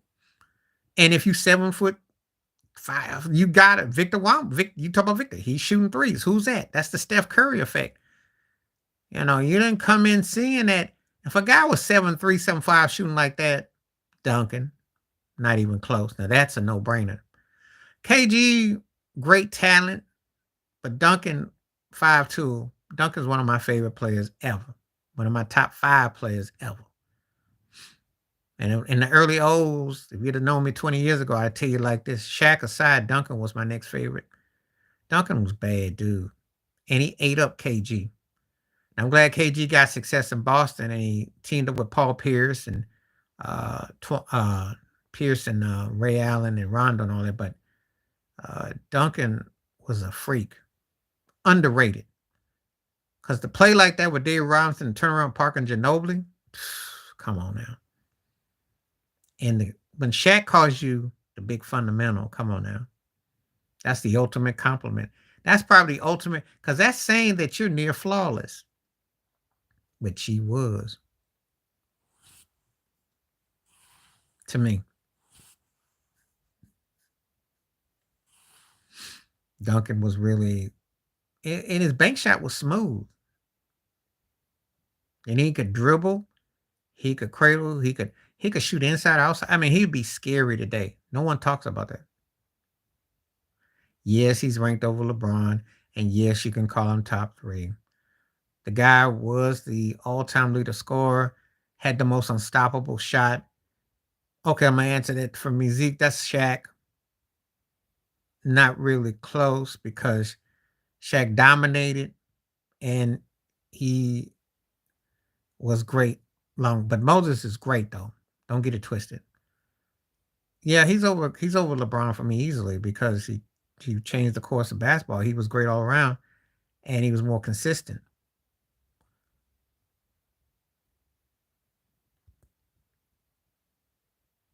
For now, I'm gonna say Moses over Joker, but it's close. Joker could win another ring, then I put him over, or another league MVP. But for right now, I gotta say Moses.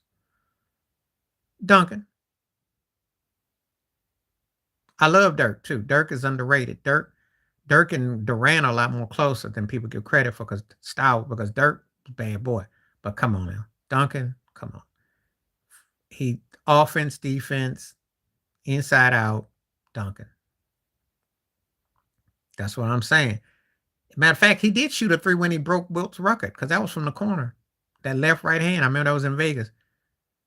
And he, was an incredible prolific scorer. Accurate. Shoot free throws. Dirk impressed me more. KG probably got more scoring. I mean, certain things that you'll like with his stat, but Dirk moved me more. Dirk moved me more. Better leader. Better leader. There was something about Dirk that he brought it. He brought it. He moved me more. The Jokic Moses one's a great question.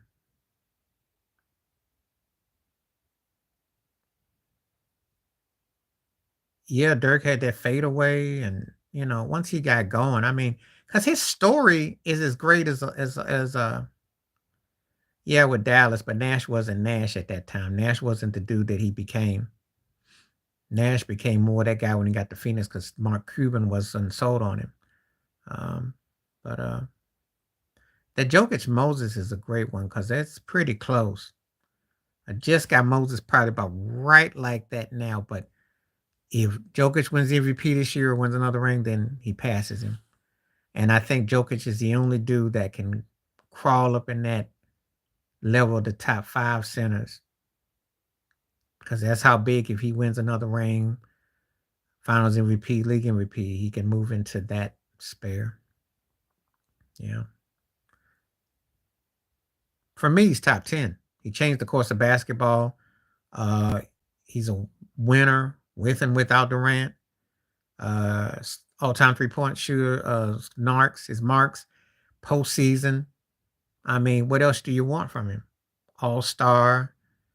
I mean, to me, never, not top 5 though. No. To be top 5, he got to win another ring. He got to win another Finals MVP. He'd have to win another ring and a Finals MVP to be top 5. Then he'd be solidified top 5. He'd need 5 rings for me to be top 5. But top 10, yeah, I'll give him that easily. I'll debate anybody on that because his impact is too strong. Are you kidding me? If LeBron is supposed to be the baddest guy, he's shooting logo threes too. Well, you can make the case the year that they gave it against the Andre Iguodala. Actually, it was close. It was close that one year. You can make the case that he got robbed out of that one. The second one that Durant got, you could have made a case for Steph, not the first one. But the first year with the Iguodala, you could have made that case for him. And if you're talking about Finals MVP, yeah. But I don't use that as a criteria for if I'm going to put you in a ranking or something. Most people carry league MVPs. League MVPs carry more weight than Finals MVPs. They picked Iguodala because they put Iguodala against LeBron, and that's what they did. So most people carry league MVPs over Finals MVPs. If Finals MVPs was a criteria, then no one would ever argue against Shaquille O'Neal not being top 3 or so all the time. Because Shaq's in my top 5 too, but they would never cry. They would never argue that if Finals MVPs carried the same weight as league MVPs, because Chauncey Billups got a Finals MVP. Ain't nobody gonna put Chauncey Billups in their top 77, 80. No. Andre Iguodala ain't gonna crack the top 100. Okay, so we talk Finals MVP. You know, just saying. So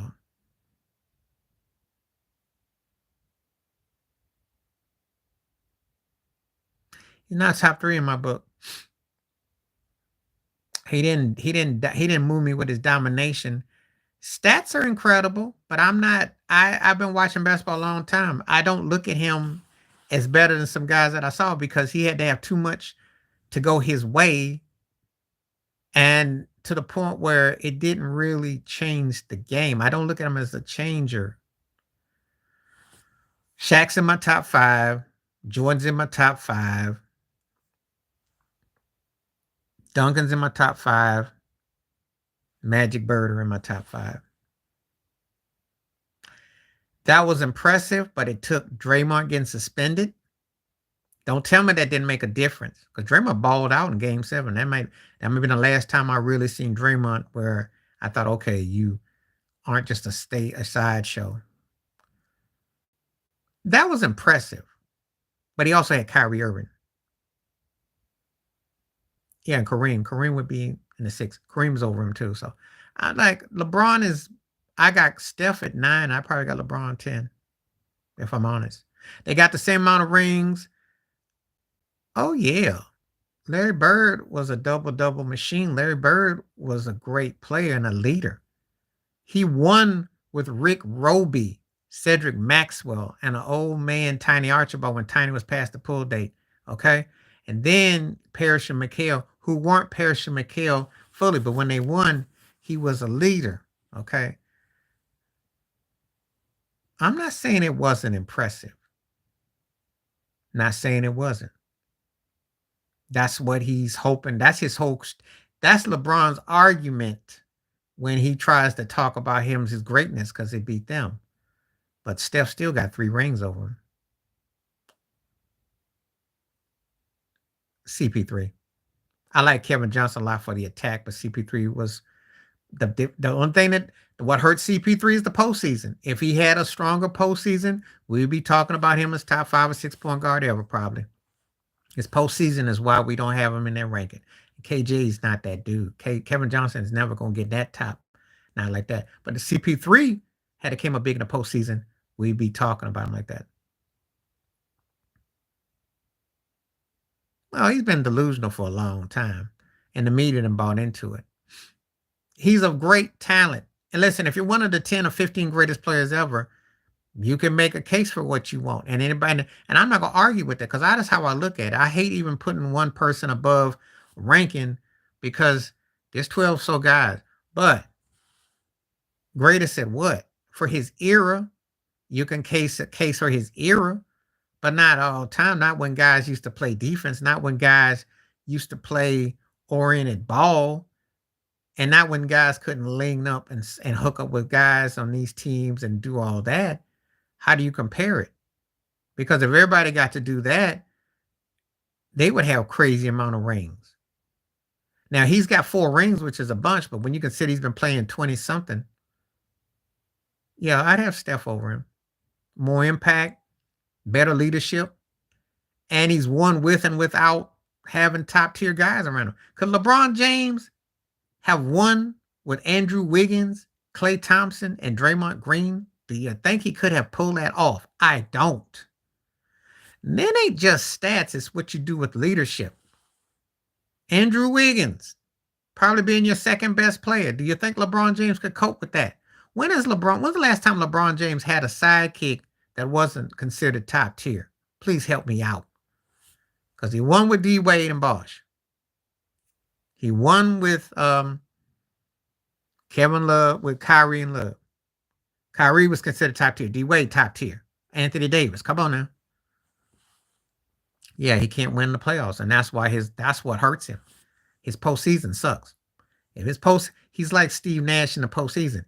He's considered better than Nash, even though Nash got 2 big MVPs. That's why if he had won that finals against Milwaukee, they were going to put him top 5. I kid you not. There you go. Krzyzewski and Jerry Tarkanian and Dean Smith. He didn't have a horrible team because they won 62 games a year with Shaq. I don't know what year you're talking about is horrible. He went to the finals in 07. What year was horrible? He had no horror after his 3rd year. What is horror? They weren't name brands. No. Drew Gooden, Zugaskis, villain starts with a V. I can't think of. They weren't scrubs. They weren't no scrubs. Please stop with that narrative. He quit on his team. He couldn't beat Boston. He quit on his team. Dwight Howard and Orlando beat him. He quit on his team. He wanted star. So he went to Miami. Dwayne Wade taught him how to win. They still were 62-20.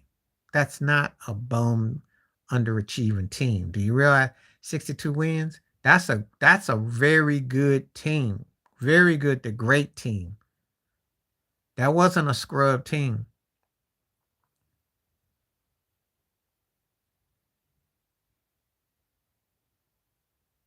He just couldn't finish because he wasn't the leader. And that's the reality of him. That's another knock I got against him. He always looking for someone to carry over his hand. They didn't win the title. He left them and went to Miami. And he quit against Boston. His owner called him out and called him a quitter, okay? The same guy he went crawling and stepping and fetching back to in 2014, Dan Gilbert, okay? So if you're such a great player, I've never seen another great player. He did have help. They didn't bring people in because he didn't, he wanted to go somewhere to shine. And his owner called him out. The owner said, "You a quitter." That's all I got to say. Now, you show me another great player where the owner calls you a quitter, calls you trash. Come on now. Shaq, 2000, he was unstoppable. Steph Curry, 2016, incredible. Jordan, 87. No, he didn't. He retired. And Phil Jackson was no longer going to be there. They were done with Scottie Pippen. They broke the team up. He didn't quit. They broke the team up. They told Phil Jackson he was no service was no longer needed. He wasn't going to play for Floyd, who was the coach. He retired. He didn't come back to the Wizards for a couple of years. So no, it's not the same thing. It's not the same. And Michael Jordan never quit on his team when he was in the postseason. Okay. And never had an owner come out and say he quit. Okay. Because I don't know how old you are and how far back you go with basketball, but I'm going to get you hip on a few things. Michael Jordan never quit on the Bulls. They just decided to go in different directions and they didn't want to keep together. And also, he never quit in the postseason. He took a beating. That's against the Pistons back in the day. Then when he got dominant, bulked up, played, Scotty came along, Horace the first three, and then with Robin the next, they won. They had role players, they won. He never was called out as being a quitter. Nobody that was ever considered a great player was called a quitter by an owner. Not Isaiah Thomas, not Magic, not Shaq, not Dwayne Wade, not Kobe, not Tim Duncan, not David Robinson. Not when they was playing, no. And not they didn't quit in the post. And they didn't fold like a chair like LeBron did against Dallas in 2011. And mean mug and blame the fans. I mean, come on now. You want to know my issues against him? There's some of them. 73-9 was great for regular season. 72-10 was great for postseason. They two different types of teams. That Golden State, I think Golden State was spent when they got to the finals. I know Steph was, I'm not making excuses, but he was hurt. And they should have probably lost to OKC in the Western Conference Finals, if you must know. Okay. Just checking, because I mean, that Bulls team was special, but that Seattle against the Seattle Sonics in the finals, that was kind of close series. But they played them ugly. But they finished the job. But it's still rare, But Steph and Clay were unstoppable that year. I mean, Steph was magical that year. He was incredible. I don't think you're going to see anything like that anytime soon. And since his style is influencing everything I see in the league now,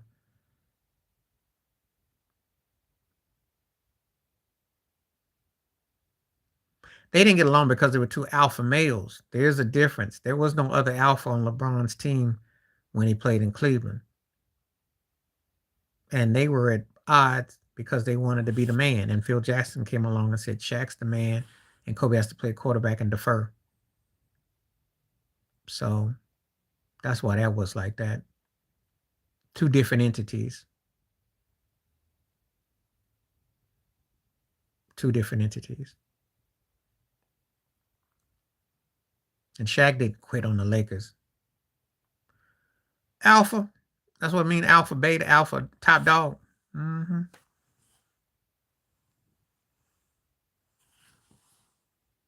But at the time, Kobe wasn't on that level. He had to get some humble pie. And then when Shaq was gone, then he took over and he let it be known. But he had some growing up to do on and off the court. Now it counts as him being suspended by the NBA for gambling. He didn't quit on him. I think he was burnt physically. I think that three-peat took a lot out of him because he figured the league out. It got too easy for him. I'm not going to lie when I say this. Guy got so good at what he was doing that he could just pretty much do that in his sleep. I don't think they both were immature. I think Kobe was more mature than Shaq because he came in wanting to be like Jordan and he roboted himself so much. He didn't have the physique. He had the raw talent, yes. But the night in, night in demands, he had no outside shot. It wasn't a theory. It was real. He was gambling. I didn't buy his baseball career. If you still do, okay. Never bought it. He learned a few tricks of the trades because it definitely got his coordination as far as moving certain movement, but he wasn't viable as a baseball player to me.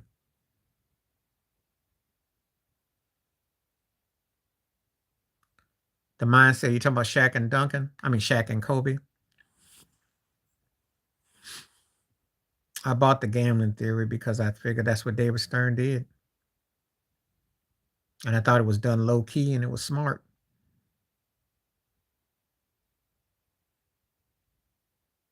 He tried. I mean, he played double A ball. But there's a big difference between playing a double A ball player and a Major League Baseball player. You know, he had a couple home runs. He did all right. But it wasn't like he's going to go up to the bigs. Similar mindsets, but different games. And he studied him, but they were different. There was different mindsets. MJ went more for the high volume shot. Kobe tried to do theatrics. No, he wouldn't. Because you know why? Because Michael Jordan was his hot commodity. That's his meal ticket. That's his money man. You're never going to air that out. No. It's not good for business. Plus, they were selling the Space Jam, the movie, with him playing baseball. You're never going to put that out there. Why would he? That'd be a PR nightmare. In your era where any kind of bad publicity can, that's why they don't talk about LeBron and the steroids now. Remember agendas. They're not going to come out and say stuff like that. They got money to make. So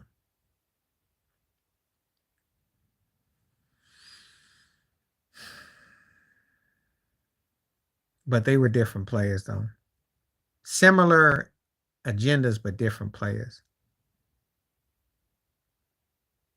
And Jordan approached it completely different too. Because you run the risk of gambling on sports.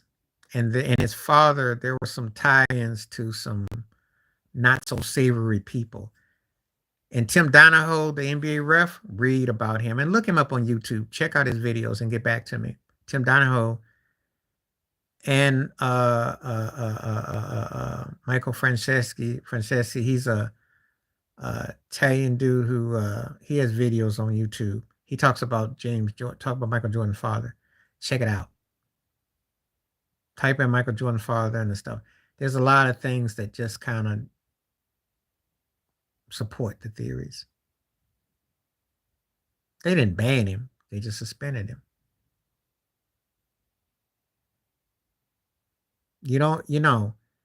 There's just things that you don't want as far as characters. So, and it didn't go well with the image they were trying to present with him anyway. He's McDonald's. He's all American guy. So believe me, David Stern covered a lot of tracks.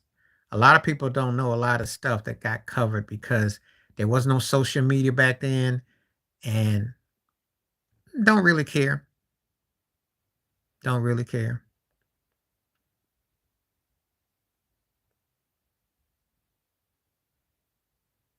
I don't know what's getting big, but he would, when he roll dice.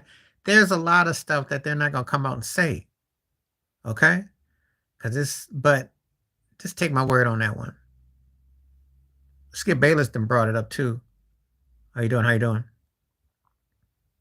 No, Ted, I don't really care about no Oscar winners. I don't really pay. I like movies as movies. But you gotta remember, like, two of the greatest injustices are that Raging Bull and Do the Right Thing didn't win. So, I don't really care about the token awards because they don't really make or break your career. A lot of them, I don't know who you are.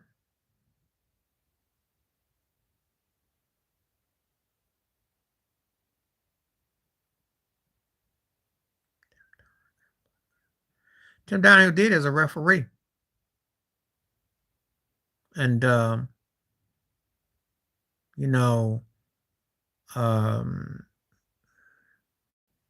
got suspended. He got arrested. He owed some bookies, the mob. So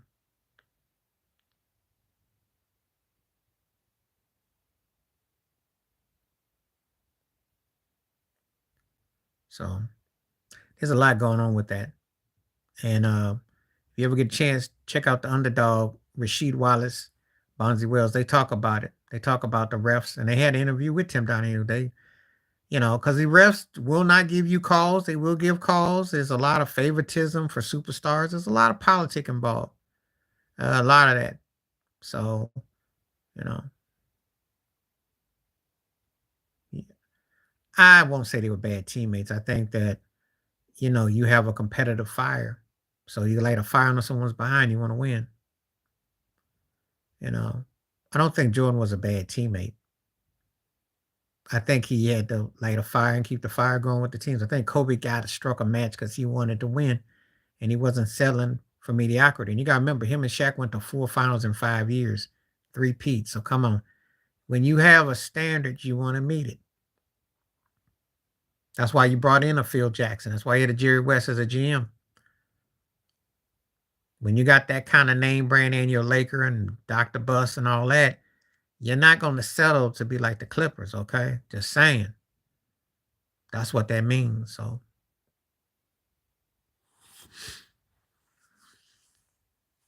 you have to have a certain personality to be successful. I'm not saying you have to be completely ridiculous. Okay, I appreciate that. I'm glad you came through. And if you come back again tomorrow or so, I'll definitely be on. Yeah, I like your questions a whole lot. I really do. Thank you for what you asked. And check out Tim Donahue. Thank you. And then Michael Jordan's father, because there's a lot of that stuff that leads back to that, you know. But again, there was no social media back then.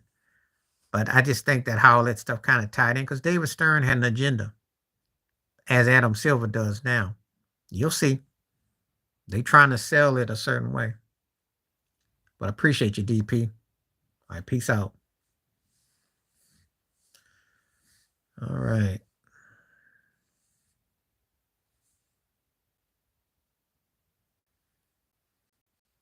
I don't know who's still around, but yeah, there's a lot. Like I said, there's a lot to take in and digest. So when you come back, we can unfold that. There's conspiracy theories galore about the NBA because a lot of stuff feels like it's fixed and feels like it's done to tilt. And a lot of it is still geared towards the Lakers and the Celtics. All right, I'm out. Have a good night. Peace. The best. Stay safe. I'm out. Peace.